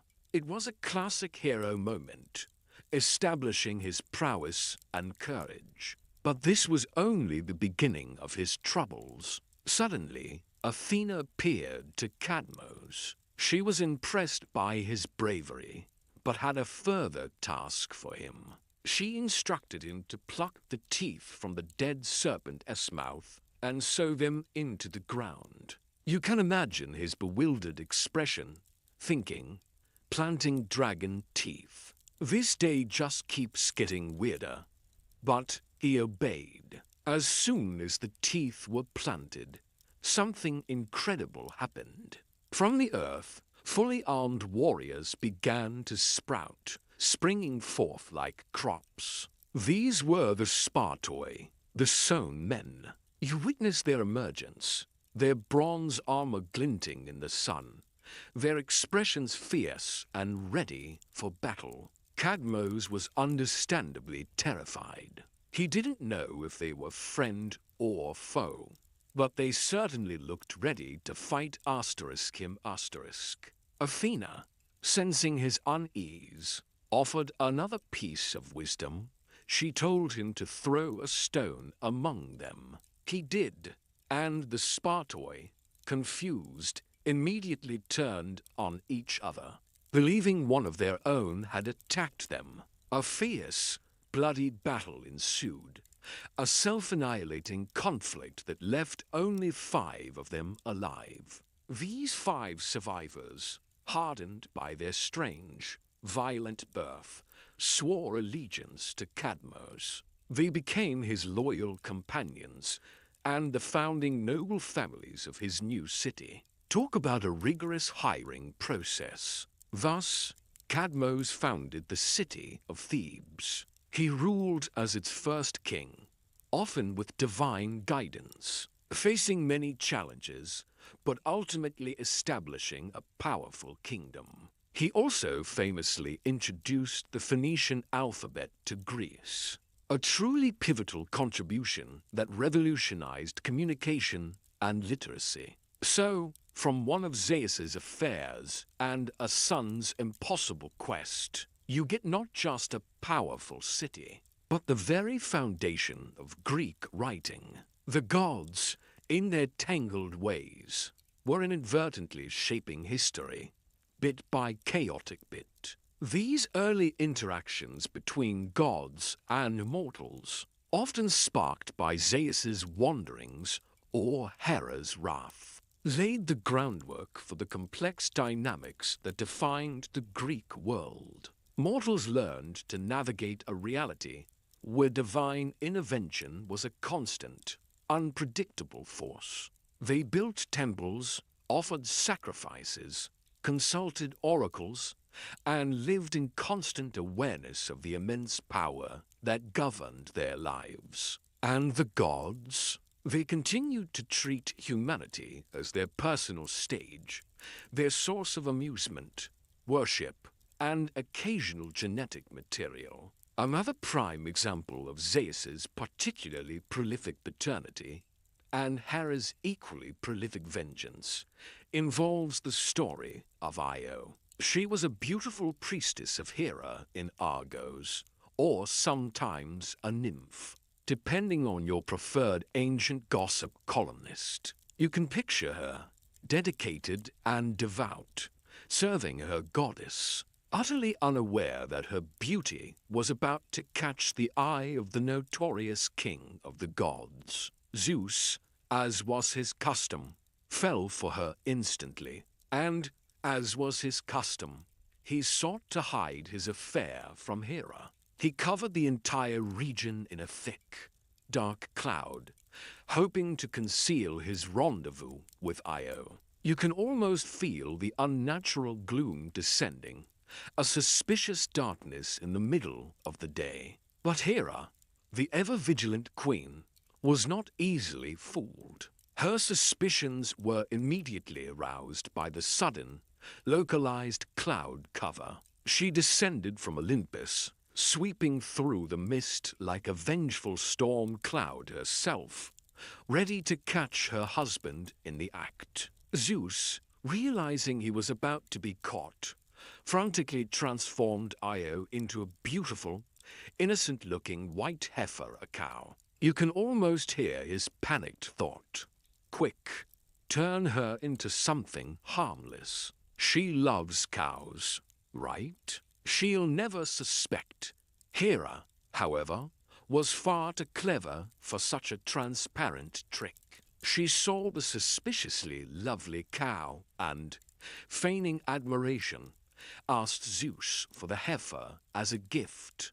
Zeus, caught between a rock and a very angry goddess, couldn't refuse without admitting his guilt. So, he reluctantly handed over Io. Hera, knowing full well who the heifer truly was, then placed Io under the relentless guard of Argus Panops, a giant with 100 eyes, who never slept entirely, always keeping at least a few eyes open. You feel the constant, piercing gaze, the utter lack of privacy, the oppressive weight of being perpetually watched. Io, trapped in her bovine form, unable to speak, could only bellow mournfully, her cries echoing with human anguish. She longed to reveal her true identity to her father, Inachus, who was also a river god. But she could only scratch her name into the sand with her hoof, a desperate, silent plea. Eventually, Zeus, feeling a pang of guilt, or perhaps just annoyed by the constant bellowing, sent Hermes, his nimble messenger god, to free Io. Hermes, ever the trickster, approached Argus and, using his captivating music and storytelling, lulled all 100 of Argus's eyes to sleep. You can almost hear the soft, hypnotic melodies, the slow descent into slumber. Once Argus was completely unconscious, Hermes slew him. Hera, furious at the death of her loyal guard and the escape of Io, was not deterred. She took Argus's 100 eyes and placed them on the tail of her sacred animal, the peacock, where they remain to this day, a vibrant, multifaceted reminder of her eternal vigilance. Then she unleashed a monstrous gadfly to relentlessly sting Io, driving her mad with pain and fear, forcing her to wander restlessly across the entire world. You feel the frantic, burning sting, the desperate need to escape the torment, the endless, agonizing journey. Io, driven by the gadfly, wandered through Europe, Asia, and finally reached Egypt, suffering immensely all the while. Many geographical features were said to be named after her journey.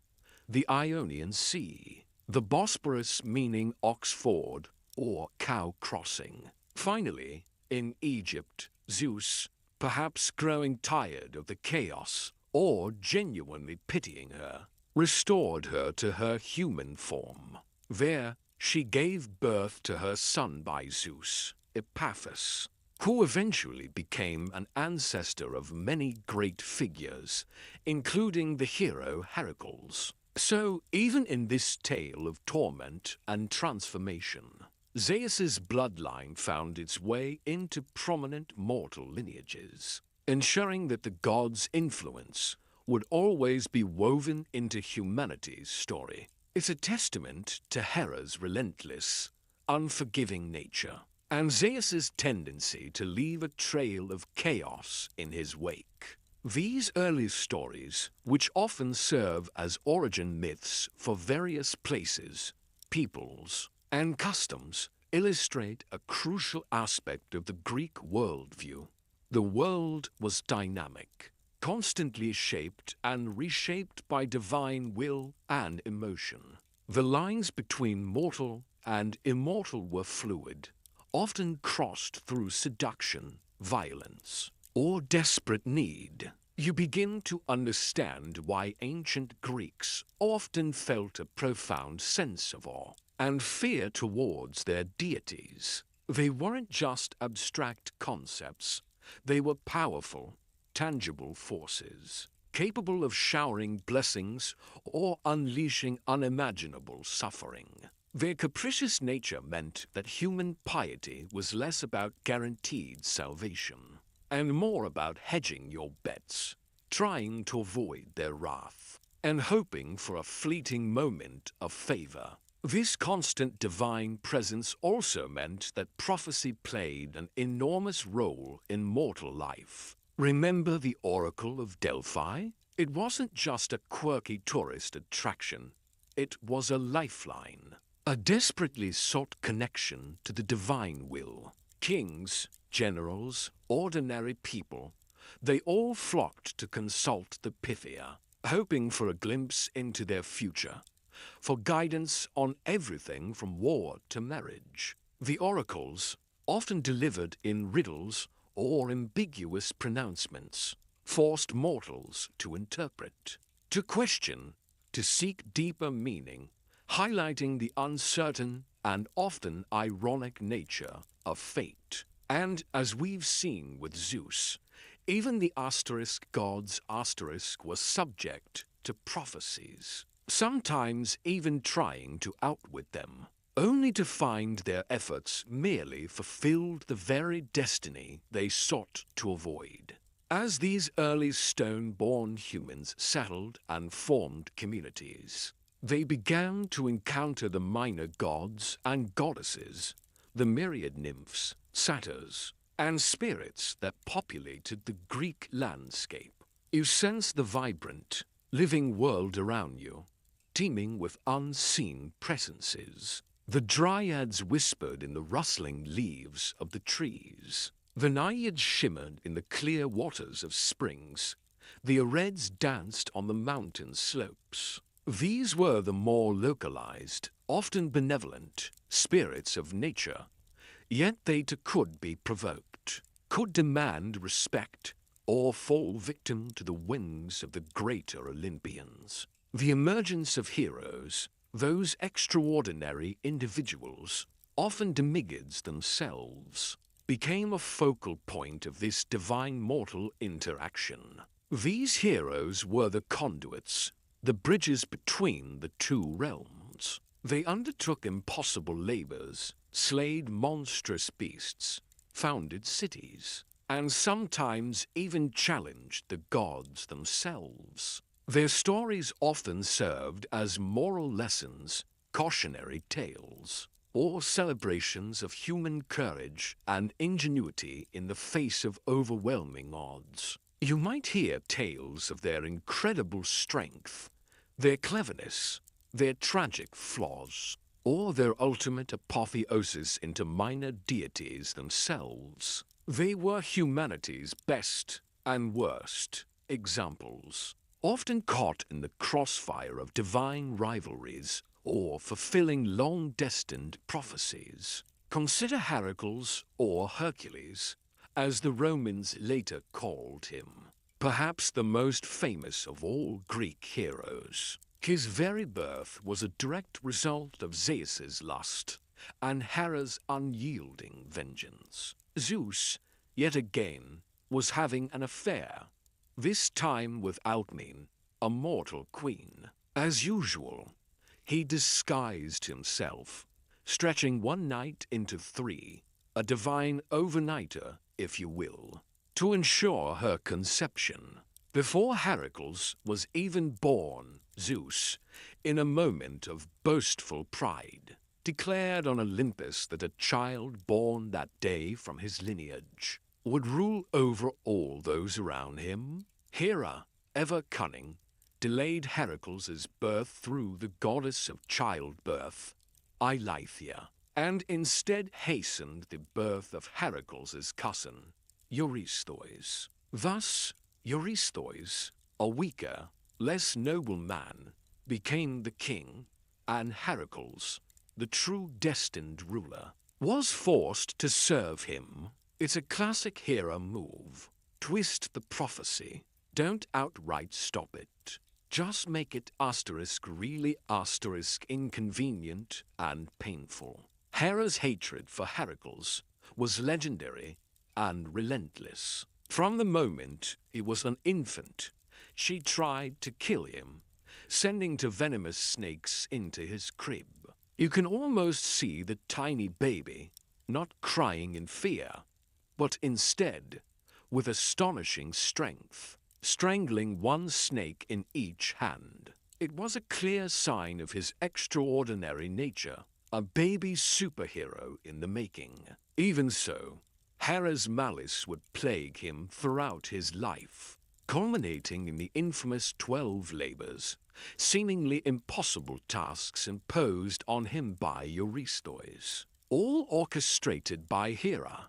But those labors and Heracles' incredible adventures are a whole epic saga in themselves, a testament to his endurance, and a perfect example of how divine malevolence could inadvertently forge the greatest of heroes. So, the world, now teeming with stone-born humans, demigods, and the ever-present Olympians, became a rich tapestry of myth and legend. It was a world where human virtue and vice were constantly tested, where destiny could be a cruel joke or a glorious path, and where the gods, for all their power, were as flawed and dramatic as the mortals they oversaw. You've journeyed from the raw stuff of creation to the establishment of this complex, volatile, and endlessly fascinating world. The stage is not just set,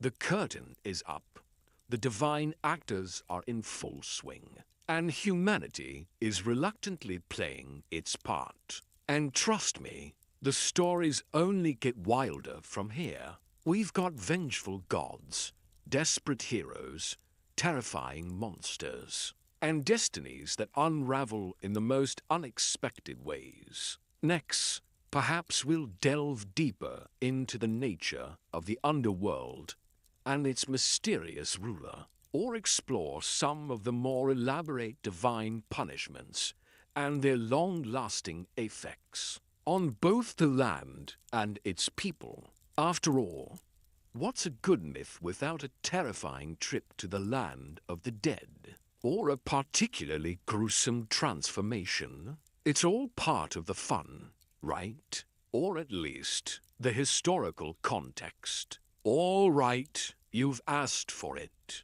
Or, well, I suggested it. And you're still here. So I'm taking that as enthusiastic consent.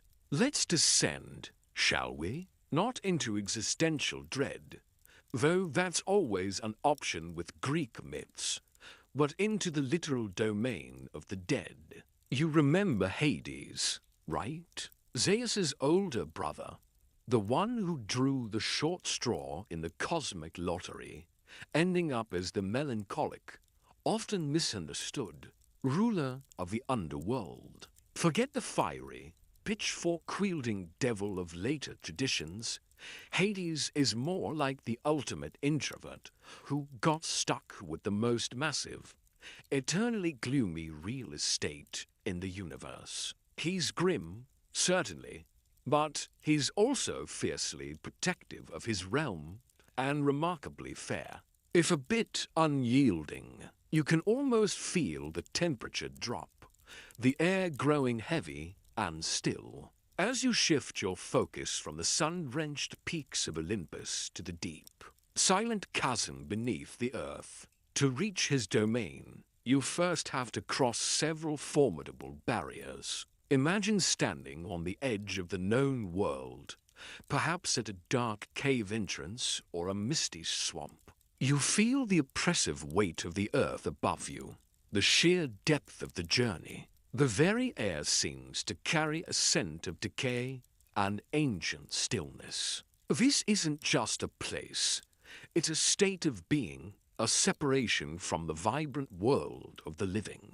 First, you encounter the famous rivers of the underworld. There are 5 of them, each with its own symbolic weight. There's a Charon, the river of woe, its murky waters flowing slowly, reflecting the sadness of those who cross. You feel a profound melancholy just standing near it. Then, Cocytus, the river of lamentation, where the cries of the dead echo eternally. Phlegethon, the river of fire, a torrent of liquid flame, quite literally, for those who truly deserve eternal scorching. Lethos, the river of oblivion, whose waters, if drunk, would cause total forgetfulness of one's earthly life. And finally, the most famous of all, the Styx, the river of hate, a chilling, dark body of water that encircles the underworld 7 times.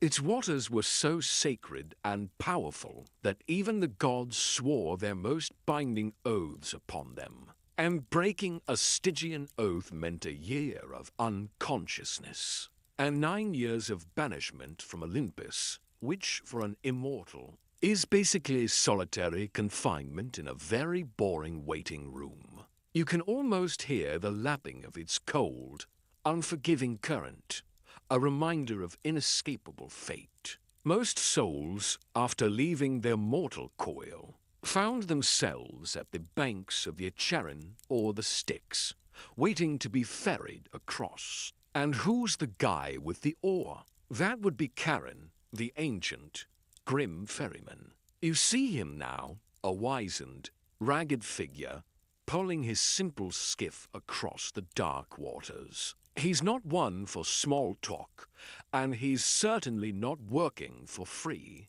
This is why ancient Greeks placed a coin, usually an obol, under the tongue of the deceased.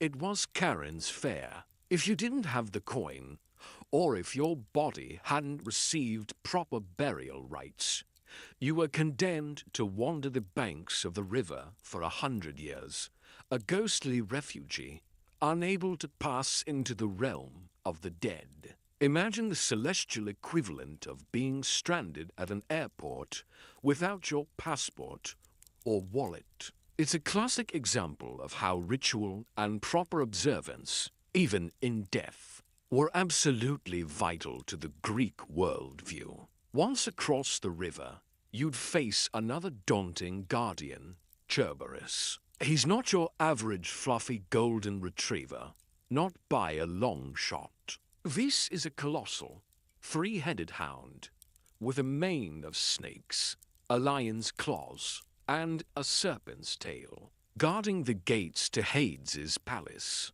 His job, to let souls asterisk in asterisk, but never, ever let them asterisk out asterisk. You hear his deep, guttural growl, Feel the tremor in the ground as he shifts his immense weight. Only a handful of mortal heroes, like Heracles, who in one of his labors had to fetch Cerberus, which sounds like the world's most dangerous game of fetch Orpheus or Odysseus, ever managed to bypass him, usually through cunning music or sheer force, a testament to their extraordinary nature. Beyond Cerberus lay the various regions of the underworld. It wasn't just one big, gloomy dungeon. There were different areas, reflecting different fates for the dead. The vast majority of souls ended up in the Asphodel Meadows. You picture a grey, barren plain stretching endlessly, populated by shades ghostly, insubstantial figures drifting aimlessly, without memory or strong emotion. It's not punishment, exactly, but it's not a party either. Think of it as the ultimate cosmic limbo, a quiet, unremarkable afterlife for the average Joe. For the truly wicked, there was Tartarus, the deepest, darkest pit, which we've already briefly encountered as the prison for the Titans. But now, it is also the eternal torment chamber for mortals who committed unforgivable sins against the gods or against humanity. This is where the gruesome transformations, punishments come in, serving as chilling cautionary tales about hubris and impiety. You can almost hear the groans of eternal suffering echoing from its depths. Let's drop in on a few of its most famous residents. There's Sisyphus, the sly king of Corinth, who twice cheated death itself, even chaining up Thanatos' death at one point, causing chaos in the mortal world where no one could die. His punishment: he's condemned to forever push a massive boulder up a hill, only for it to roll back down just as he nears the top. You feel the immense, frustrating effort, the crushing despair of endless, futile toil. It's the ultimate metaphor for pointless labor, a divine mockery of ambition. Then there's Tantalus, a king who, in a truly bizarre display of arrogance, tried to trick the gods into eating his own son Pelops at a banquet, just to test their omniscience. For this heinous crime, he's condemned to stand in a pool of water beneath a fruit tree, forever tantalized. Whenever he tries to drink, the water recedes. Whenever he tries to eat, the branches pull the fruit out of his reach. You feel the searing thirst, the gnawing hunger, the eternal frustration of desire perpetually unfulfilled. This is where we get the word tantalize, by the way.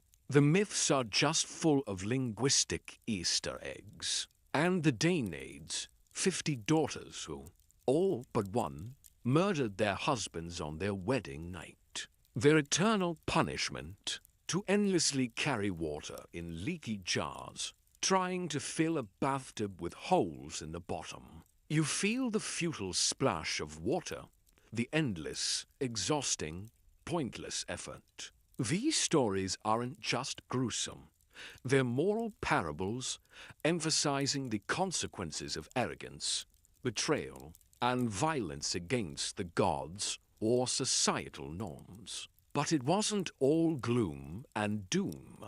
For the truly virtuous, the heroic, or those favored by the gods, there were the Elysian fields, or Elysium. You might catch a glimpse of this blissful paradise, bathed in eternal spring, filled with gentle light and music, where heroes and the righteous enjoyed a peaceful, joyful afterlife. Imagine a Mediterranean resort, but forever, with better company. It was the Greek equivalent of heaven, a reward for an exceptionally well-lived or divinely favored life. And presiding over this diverse, often unsettling realm was Hades. He's often depicted as aloof, silent, and formidable, rarely leaving his kingdom.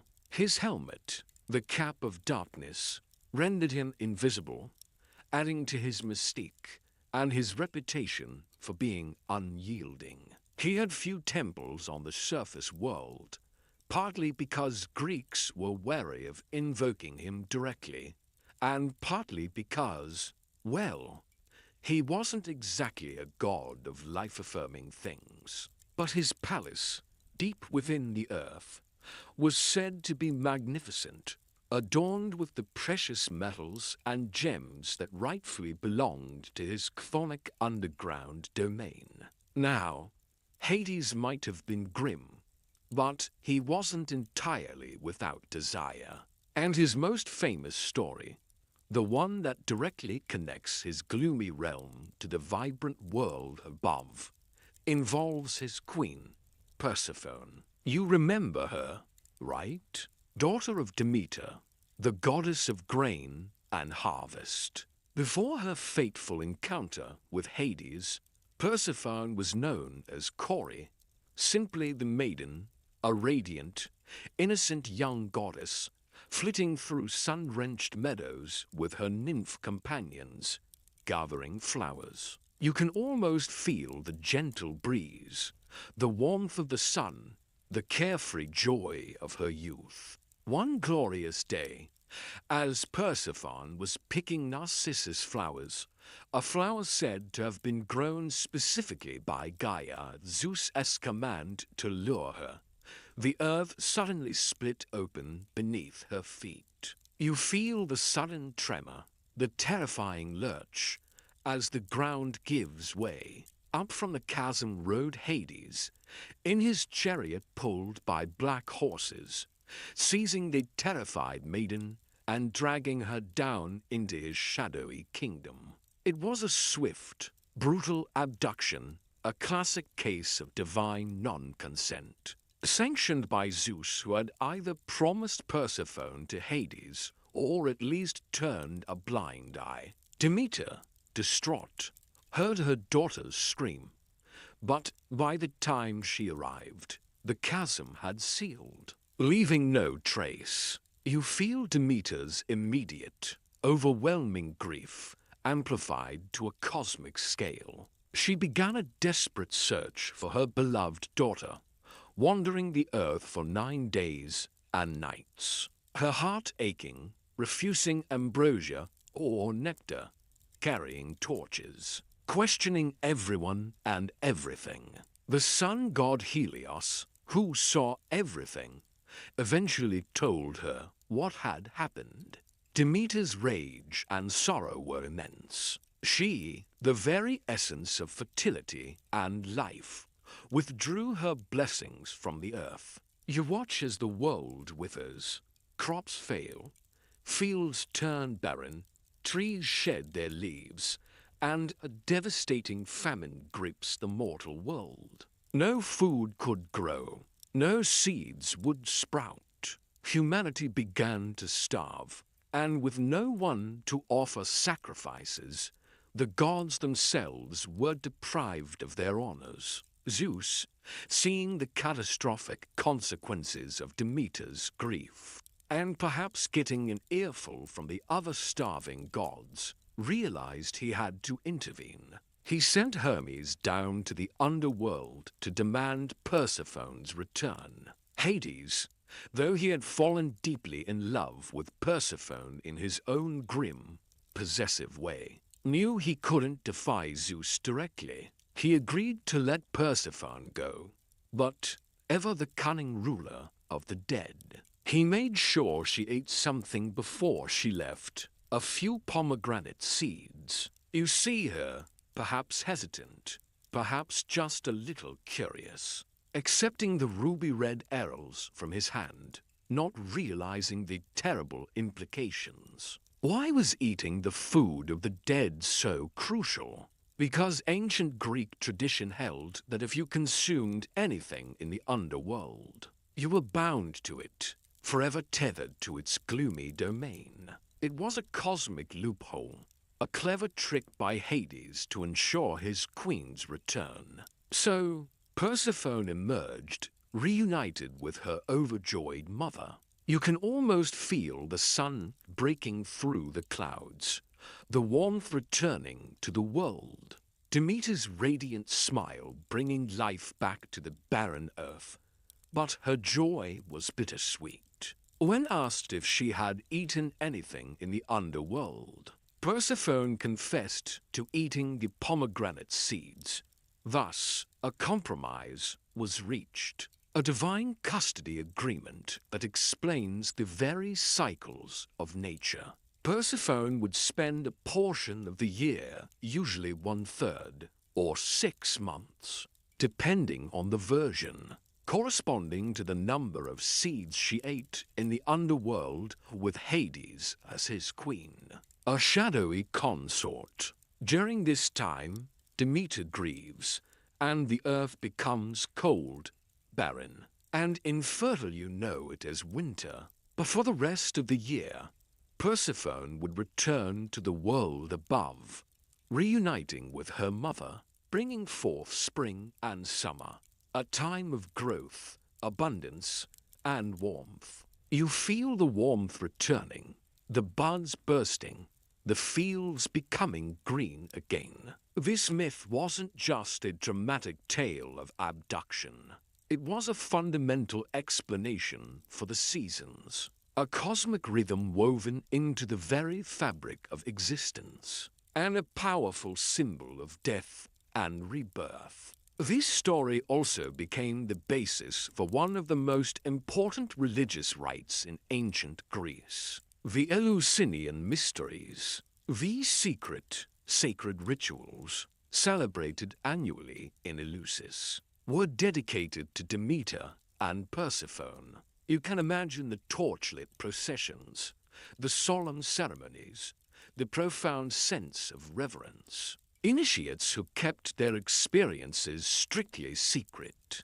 Seriously, the penalty for revealing the mysteries was death. Believed that participation in these rites offered them a blessed afterlife, in Elysium, or at least a better fate than aimlessly wandering the asphodel meadows. It was a way for mortals to feel a connection to the goddesses of life and death, to find hope in the face of inevitable mortality. Scholars still debate the exact nature of these mysteries, but their enduring power and importance highlight humanity as deep yearning for understanding and meaning in the face of the unknown. So, the underworld, for all its gloom, wasn't just a place of eternal punishment. It was a carefully structured realm with its own rules, its own inhabitants, and its own deep connections to the world of the living. It served as a constant reminder of mortality,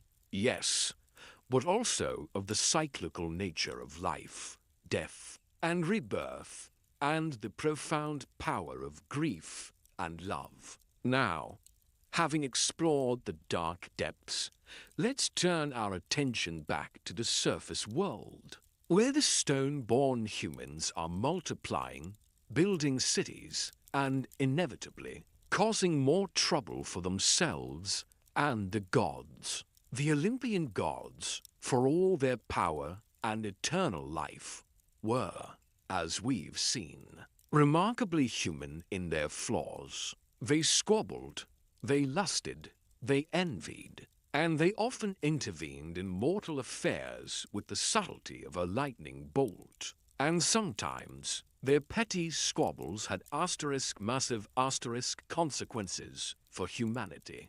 One area where divine influence was particularly pervasive was in the founding and fate of great cities. Every major city in ancient Greece had its own patron deity, its own origin myth tied to divine favor or, just as often, divine missteps. Think of Athens, for example, named after Athena, born from Zeus's head. Its very foundation was decided by a divine contest. You picture the nascent city, a promising site, but lacking a patron. Both Athena and Poseidon wanted the honor, The story goes that they held a contest to see who could offer the most valuable gift to the nascent city. Poseidon, the mighty lord of the sea, struck his trident into the Acropolis rock, causing a spring of salt water to gush forth,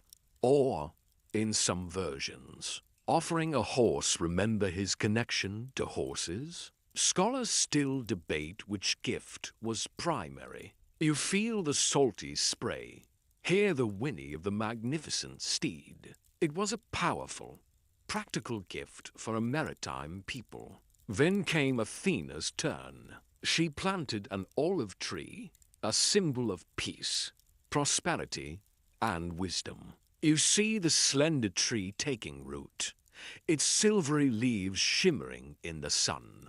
The olive tree provided oil for light, food, and cleansing.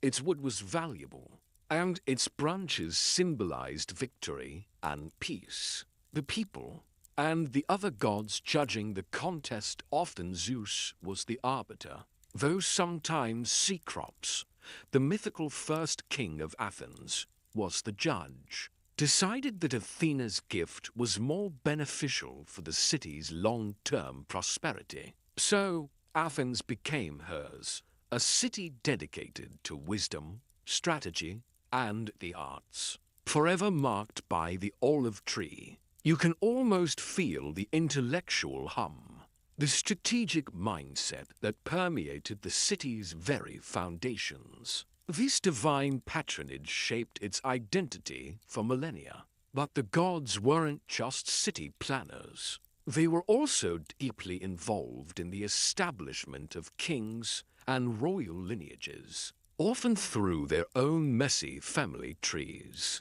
Many of the great heroes and kings we know were demigods, children of a god and a mortal. This gave them extraordinary abilities, but also often brought them into direct conflict with Hera, who viewed all of Zeus's illegitimate offspring with unending fury. Heracles, as we briefly mentioned, is the prime example. His entire life was a battle against Hera's relentless malice, a series of impossible tasks, the 12 labors, designed to break him, but which ultimately solidified his legendary status. You feel the sheer weight of his endurance, the immense strength and resolve needed to complete such epic challenges. From slaying the Nemean lion to cleaning the Augean stables, a truly disgusting undertaking for a hero of his caliber,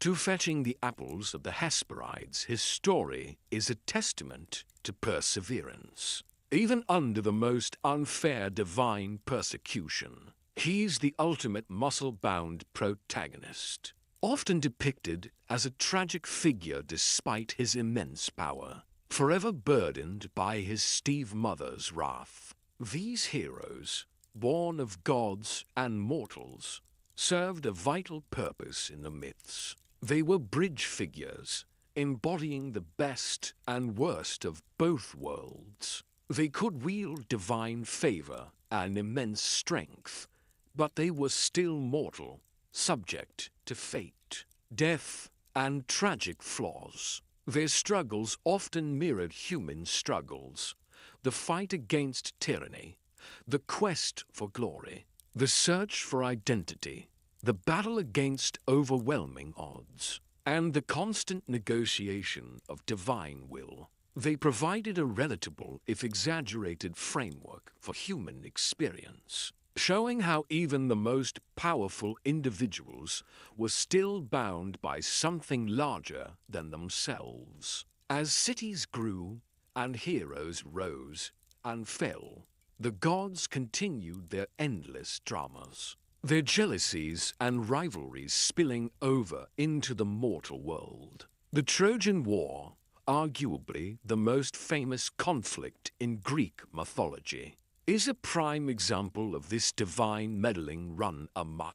It wasn't just a war between Greeks and Trojans. It was a cosmic boxing match, with the Olympians picking sides, throwing divine punches. and generally making a chaotic mess of mortal lives. It all started, as many things do in Greek myth, with a beauty contest and a golden apple. You've probably heard of the apple of discord, right? It was thrown by Eris, the goddess of strife, because, of course, there's a goddess of discord. At the wedding of Peleus and Thetis, the parents of Achilles, this apple was inscribed to the fairest. Hera, Athena, and Aphrodite immediately began squabbling over who deserved it. You can imagine the tension, the goddesses' competitive glares, the divine equivalent of a very high-stakes reality TV show. Zeus, wisely for once, refused to judge, probably knowing he couldn't pick a winner without incurring the wrath of the other two. So he sent the goddesses to Paris, a Trojan prince, who was living as a shepherd on Mount Ida, oblivious to his royal lineage. Paris was known for his beauty and his discerning eye. Each goddess offered him a bribe. Hera promised him power and a vast kingdom. Athena offered wisdom and military glory. Aphrodite, however, offered him the most beautiful woman in the world, Helen of Sparta. You probably know how this goes. Paris, a young man swayed by beauty and love, chose Aphrodite. He awarded her the golden apple, earning the eternal enmity of Hera and Athena. And thus, the seeds of the Trojan War were sown. The most beautiful woman in the world, Helen, was already married to Menelaus, the king of Sparta. When Paris, with Aphrodite's help, abducted or eloped with, depending on the version and how sympathetic you are to Paris, Helen, and took her back to Troy, the stage was set for a decade of bloodshed. The abduction of Helen sparked the rage of all the Greek kings, especially Menelaus and his powerful brother, Agamemnon, the king of Mycenae. They invoked a sacred oath that all the suitors of Helen had sworn long ago, to defend her husband's rights, whoever he might be. You see the immense Greek fleet gathering, 1,000 ships, sailing towards the mighty walls of Troy, a city thought to be impregnable. This was not just a quest for a lost wife. It was a matter of honor, of oaths, and of the burgeoning power of the Greek city-states. The gods, of course, were deeply involved. Hera and Athena, still smarting from Paris's snub, were staunchly pro-Achaean Greek. Aphrodite, naturally, supported the Trojans along with Ars, the god of war, who loved a good fight regardless of the side, and Apollo, who had a strong connection to Troy. Zeus often tried to remain neutral, presiding over the divine squabbles, but he often leaned towards the Trojans due to his affection for his mortal son, Sarpedon, a Trojan ally. Poseidon was also generally anti-Trojan, having had a spat with King Laomedon of Troy over unpaid wages for building the city walls. It was a complete divine mess, a cosmic tug of war, with mortals as the pawns. The war lasted for 10 brutal years. You can imagine the dusty plains outside the walled city, the clash of bronze armor,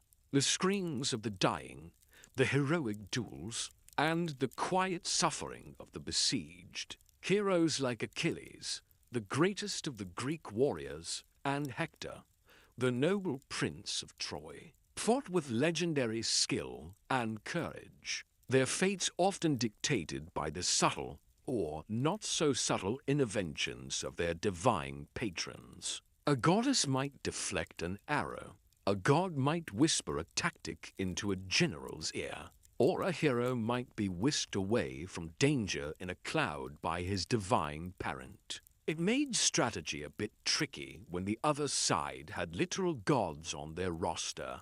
Scholars still debate whether the Trojan War was a real historical event, a conflation of many smaller conflicts, or purely a poetic invention. Archaeological discoveries at Hisarlik, modern-day Turkey, identifying the site of ancient Troy, certainly lend credence to a historical basis for some kind of conflict. But the divine elements, the talking horses, the gods literally descending to the battlefield, those are the embellishments that transformed a brutal siege into an epic, enduring myth. It speaks to a culture that saw divinity not as remote, but intimately intertwined with human fate.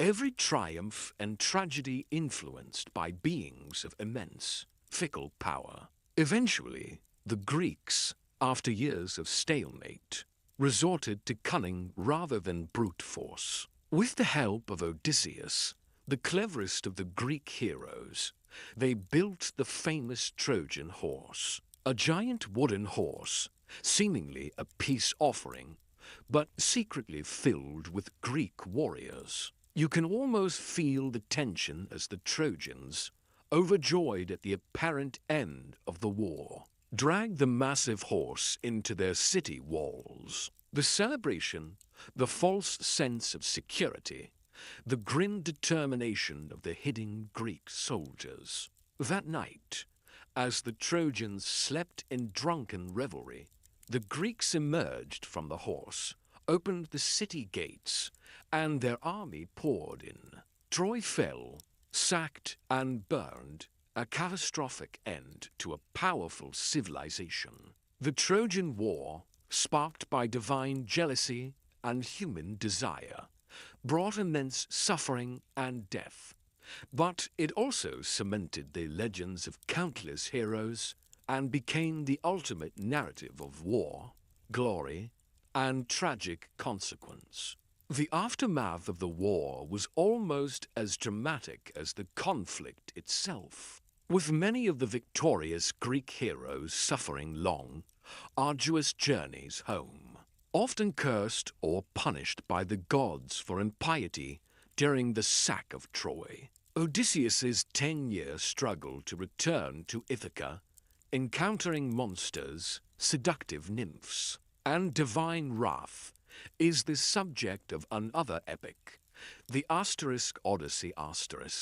You follow him through stormy seas, past the siren's alluring song, into the Cyclops' cave, always yearning for home, always navigating the treacherous waters of divine interference. It's a powerful exploration of perseverance, cunning, and the enduring human desire for home and family. So, you see, the gods were not just figures of worship. They were characters in a cosmic drama, their actions dictating the fates of nations and the destinies of individuals. Their loves, their hates, their petty jealousies, all had tangible, often devastating, effects on the mortal world. This intricate web of divine interaction explains why ancient Greeks often built their narratives around the wings of Olympus, seeing their own lives as part of a grand, divinely orchestrated or often divinely messed up plan.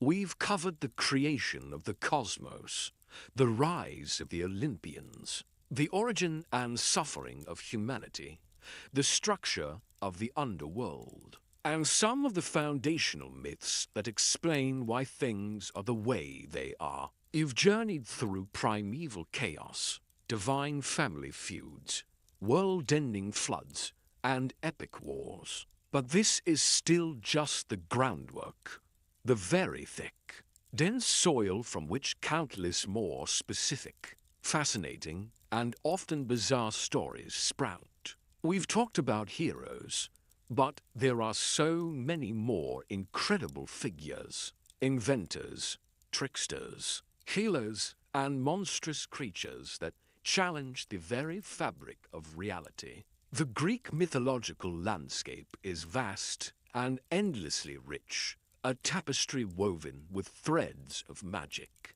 violence, love, and destiny. We've established the rules of the game, so to speak, but there are still so many legendary matches to play. Next, perhaps we'll delve into the surprising origins of some of the most famous monsters, or the incredibly clever and often tragic tales of mortal ingenuity that sometimes even outwitted the gods. There's still so much more to uncover, so much more to explore in this ancient, whispered history before you finally drift off to sleep.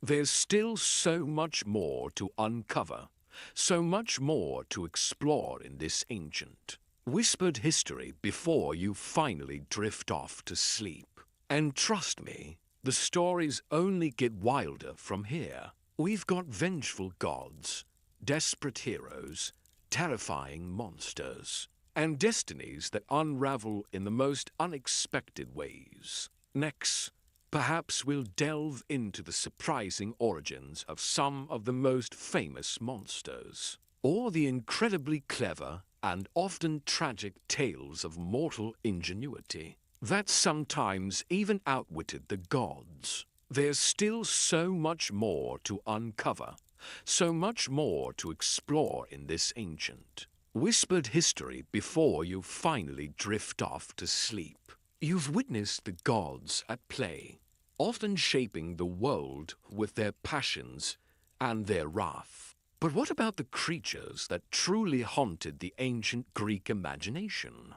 Those terrifying beasts that heroes were born to face? Many of them, you'll find, were also products of divine interaction or cruel twists of fate. Consider the tragic tale of Medusa. Before she was the snake-haired monster whose gaze turned men to stone, she was, according to some accounts, a beautiful mortal woman, a priestess in the temple of Athena. Her beauty was legendary, but it caught the eye of Poseidon, the mighty god of the sea. In an act of unforgivable violation, Poseidon assaulted Medusa within Athena's sacred temple. You can almost feel the chill of the sacred space being defiled, the desperate terror of a young woman caught between two powerful deities. Athena, enraged by the desecration of her temple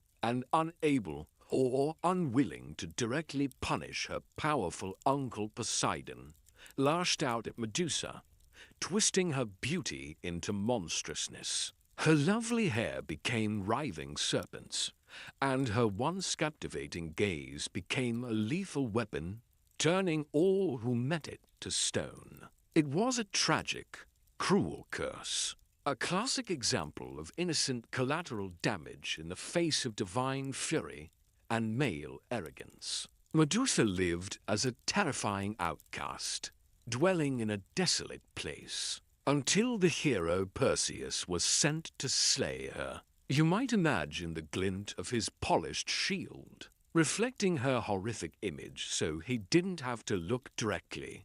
The swift, decisive sweep of his sword, severing her monstrous head, and from her neck, from the very essence of her violated being, sprang forth two unexpected children, Pegasus, the winged horse, and Chrysaor, a giant warrior. Even from the most gruesome origins, life, and sometimes beauty, could emerge in this strange, old world. Speaking of monsters, let's circle back to King Minos of Crete, one of Zeus's sons by Europa, the princess he abducted as a bull. Minos, as you recall, became a powerful king, building a vast maritime empire. But his reign was not without its own monstrous secrets. Minos, in his arrogance, once boasted that he was chosen by the gods to rule. To prove it, he prayed to Poseidon to send him a magnificent bull from the sea, promising to sacrifice it immediately in the sea god's honor. Poseidon, perhaps amused by Minos' hubris, sent forth an impossibly beautiful, snow-white bull. A creature of breathtaking majesty, you can almost feel the awe, the shimmering power radiating from its divine form. But Minos, captivated by the bull's beauty, couldn't bring himself to sacrifice it. Instead, he substituted a lesser bull, hoping to trick Poseidon. A very unwise move when dealing with gods, especially one as temperamental as the Lord of the Sea. Poseidon, of course, was furious at this insult, this broken promise. His revenge was swift and insidious, striking not at Minos directly, but at his queen, Pasiphae. Poseidon made Pasiphae fall madly, unnaturally in love with the magnificent white bull. You can feel the sickening perversion of divine magic, twisting natural desire into something grotesque. Pasiphae, consumed by this unnatural passion, sought the help of the brilliant craftsman Daedalus, an Athenian inventor living in exile on Crete, who was perhaps a little asterisk to asterisk good at solving tricky problems. Daedalus, in an act of astounding, if morally dubious, ingenuity, constructed a hollow wooden cow, so lifelike that the bull was completely fooled. Pasiphae climbed inside, and from this horrifying union, a monstrous creature was born, the Minotaur, half man, half bull, with an insatiable craving for human flesh. You shudder at the thought of this grotesque hybrid, a product of divine wrath and human folly. Minos, horrified by the monstrous offspring of his wife and the sacred bull, again turned to Daedalus. The ingenious architect was tasked with building an inescapable prison for the creature. Daedalus designed the labyrinth, a vast, intricate maze of twisting passages, dead ends, and confusing turns, so complex that once inside, escape was impossible. You imagine the disorienting darkness, the echoing footsteps, the pervasive sense of dread within its stone walls. The Minotaur was confined within, fed on a horrific tribute. 7 young Athenian men and 7 young Athenian maidens, sent every 9 years as penance for the death of Minos' son, Androgeus, in Athens. It was a brutal cycle of sacrifice, a constant reminder of Crete's power and Athens' humiliation. This grim tribute continued until the great Athenian hero Theseus, son of Aegeus, the king of Athens, volunteered to be among the sacrificial youths. Determined to end the horror, you feel his youthful courage, his unwavering resolve. With the help of Ariadne, Minos' daughter who fell in love with Theseus, and a clever thread provided by Daedalus to navigate the labyrinth, Theseus entered the maze. He slew the Minotaur, freeing Athens from its terrible burden. But even heroes aren't immune to tragedy. On his return, Theseus forgot to change his ship's black sails to white, the prearranged signal of victory. His father, King Aegeus, seeing the black sails, believed his son was dead and, in despair, threw himself into the sea, which was thereafter named the Aegean Sea. A bittersweet victory, tinged with profound loss. And what of Daedalus, the architect of both the monstrous cow and the inescapable labyrinth? King Minos, fearing that Daedalus knew too many of his kingdom's secrets, and especially knowing he was complicit in the birth of the Minotaur, imprisoned him and his son, Icarus, in the very labyrinth he had built. You can almost hear the faint echo of their frustrated cries, trapped in their own ingenious design. But Daedalus, ever the inventor, was not easily defeated. He observed the birds, the way they soared, the intricate structure of their wings. He began to gather feathers, securing them with wax and linen thread. He fashioned to pairs of magnificent wings. You can almost see the sunlight catching the feathers, the delicate sheen of the wax. As he strapped the wings onto Icarus, he gave his son a solemn warning, a lesson for life. Do not fly too high, or the sun will melt the wax. Do not fly too low, or the sea spray will weigh down the feathers. Follow the middle path.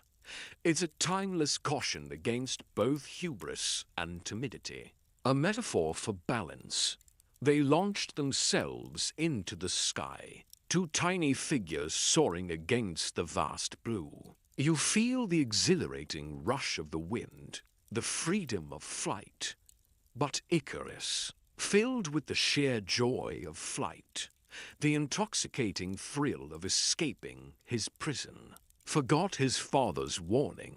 He flew higher and higher, closer to the sun, intoxicated by the unbound liberty. You see the wax softening, then melting, the feathers scattering like leaves in the wind. His frantic cries are drowned out by the rushing air as he plummets into the sea, which was later named the Icarian Sea. Daedalus, helpless, watched his son fall, his heart breaking with a grief only a parent can know. The ultimate price paid for his genius and his son's youthful exuberance. Daedalus eventually found refuge in Sicily, continuing his work, forever shadowed by the memory of his lost son. It's a powerful, poignant myth, a classic Greek warning about the dangers of hubris and the consequences of ignoring wisdom. These stories often served as cautionary tales, but some also spoke to the enduring power of human spirit, even against insurmountable odds, or the mysterious workings of divine mercy. Take the myth of Orpheus and Eurydice. Orpheus was no ordinary mortal. He was a poet and musician of unparalleled skill, so gifted that his lyre could charm wild beasts, make trees dance, and even divert rivers. Some said he was the son of Apollo himself, or the muse Calliope. You can almost hear the hauntingly beautiful melodies, the soul-stirring harmonies that could move even the unmoving. He fell deeply in love with a beautiful dryad nymph named Eurydice. Their love was pure, idyllic, a rare beacon of happiness in the often harsh mythological landscape. But their joy was tragically short-lived. One day, as Eurydice wandered through a meadow, she was bitten by a venomous snake and died, her vibrant life extinguished in a single fatal strike. You feel the sudden, crushing blow of grief. The world going silent around Orpheus as his love lay lifeless. Orpheus's sorrow was so profound that his music lost its joyful lilt, becoming a lament that echoed through the entire world, softening even the hardest hearts. But he refused to accept her death. In an act of incredible daring, he resolved to do what no mortal had ever truly done: descend into the underworld itself, to beg Hades for her return. You accompany him on this perilous journey, deep into the earth. His mournful music lulled Cerberus, the three-headed hound, to sleep. His melodies brought tears to the eyes of the Furies, those vengeful spirits who knew no pity. His song even touched the stern heart of Hades, and softened the perpetually grim expression of Persephone. For the first time, the king and queen of the dead wept. Hades, moved by such profound love and such exquisite artistry, made an unprecedented offer. He would allow Eurydice to return to the world of the living, to follow Orpheus out of the underworld. But there was one condition, one absolute rule. Orpheus must not look back at her, not once, until they had both fully emerged into the light of the sun. You feel the immense tension of that promise, the fragile hope resting on a single act of faith. Orpheus, overjoyed, began his ascent, Eurydice following silently behind him, her ghostly footsteps barely audible. He walked for what seemed like an eternity, through the dark, winding passages, the silence broken only by the echo of his own frantic heart as he neared the exit. A sliver of sunlight, piercing the gloom, doubt gnawed at him. Was she really there? Was Hades tricking him? He couldn't hear her, couldn't feel her presence. Just as he stepped fully into the light, his yearning overwhelming his discipline, he turned. You see her, a fleeting shadow, still within the darkness of the cave, her arm outstretched in a silent farewell, her form only just beginning to solidify, dissolved back into the shadows, forever lost. Orpheus had broken the condition, and Eurydice was snatched back into the realm of the dead. This time irrevocably, the doors of the underworld slammed shut behind her. Orpheus lived the rest of his life in inconsolable grief, playing only sad songs, shunning all other women, until he was eventually torn apart by angry Thracian Maenads, the ecstatic female followers of Dionysus, enraged by his rejection. Even his severed head, floating down a river, continued to sing. It's a profound story of love, loss, the power of art, and the cruel inevitability of fate, reminding us that even the most beautiful efforts can be undone by a single moment of doubt. Not all divine gifts were curses or led to tragedy, though many came with hidden costs. Remember King Midas? Another one of those mortals who seemed to attract divine attention. Dionysus, the god of wine and revelry, was grateful to Midas for showing kindness to his satyr companion, Silenus. So, he offered Midas a wish, anything he desired. You feel the weight of such an offer, the endless possibilities. Midas, blinded by greed, wished that everything he touched would turn to gold. You might think, wow, what a dream! But Dionysus, knowing the true nature of such a wish, granted it. At first, Midas was ecstatic. He touched a twig. It turned to gold, a stone. Gold. He ran through his palace, turning everything into glittering metal. But then hunger struck. His food turned to gold in his mouth. His wine solidified into liquid metal. When he tried to embrace his beloved daughter, she too transformed into a cold, golden statue. You feel the horror, the sudden, terrifying realization that his greatest wish had become his most terrible curse. Midas, desperate and heartbroken, begged Dionysus to take back the gift. Dionysus, seeing Midas's genuine repentance, instructed him to wash in the river Pactolus. You see him plunging into the water, the gold washing away from his hands, flowing into the river, which thereafter was said to carry flecks of gold in its sands. Midas was freed from his curse, but the lesson was clear.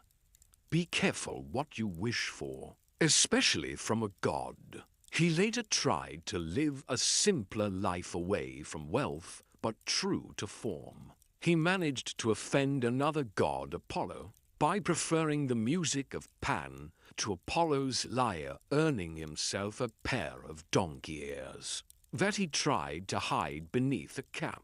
Some people just never learn. Yet, amidst all the drama, the curses, and the grand tragedies, there were also moments of divine grace, of deities being moved by genuine human emotion or extraordinary devotion. Consider the sculptor Pygmalion. He was a king of Cyprus and an incredibly gifted sculptor, but he was also disillusioned with the women of his time, finding them too flawed and materialistic. So, he decided to sculpt his ideal woman from ivory. You can almost feel the smooth, cool ivory beneath his skilled hands, the gradual emergence of a form so beautiful, so perfect, that it seemed to breathe.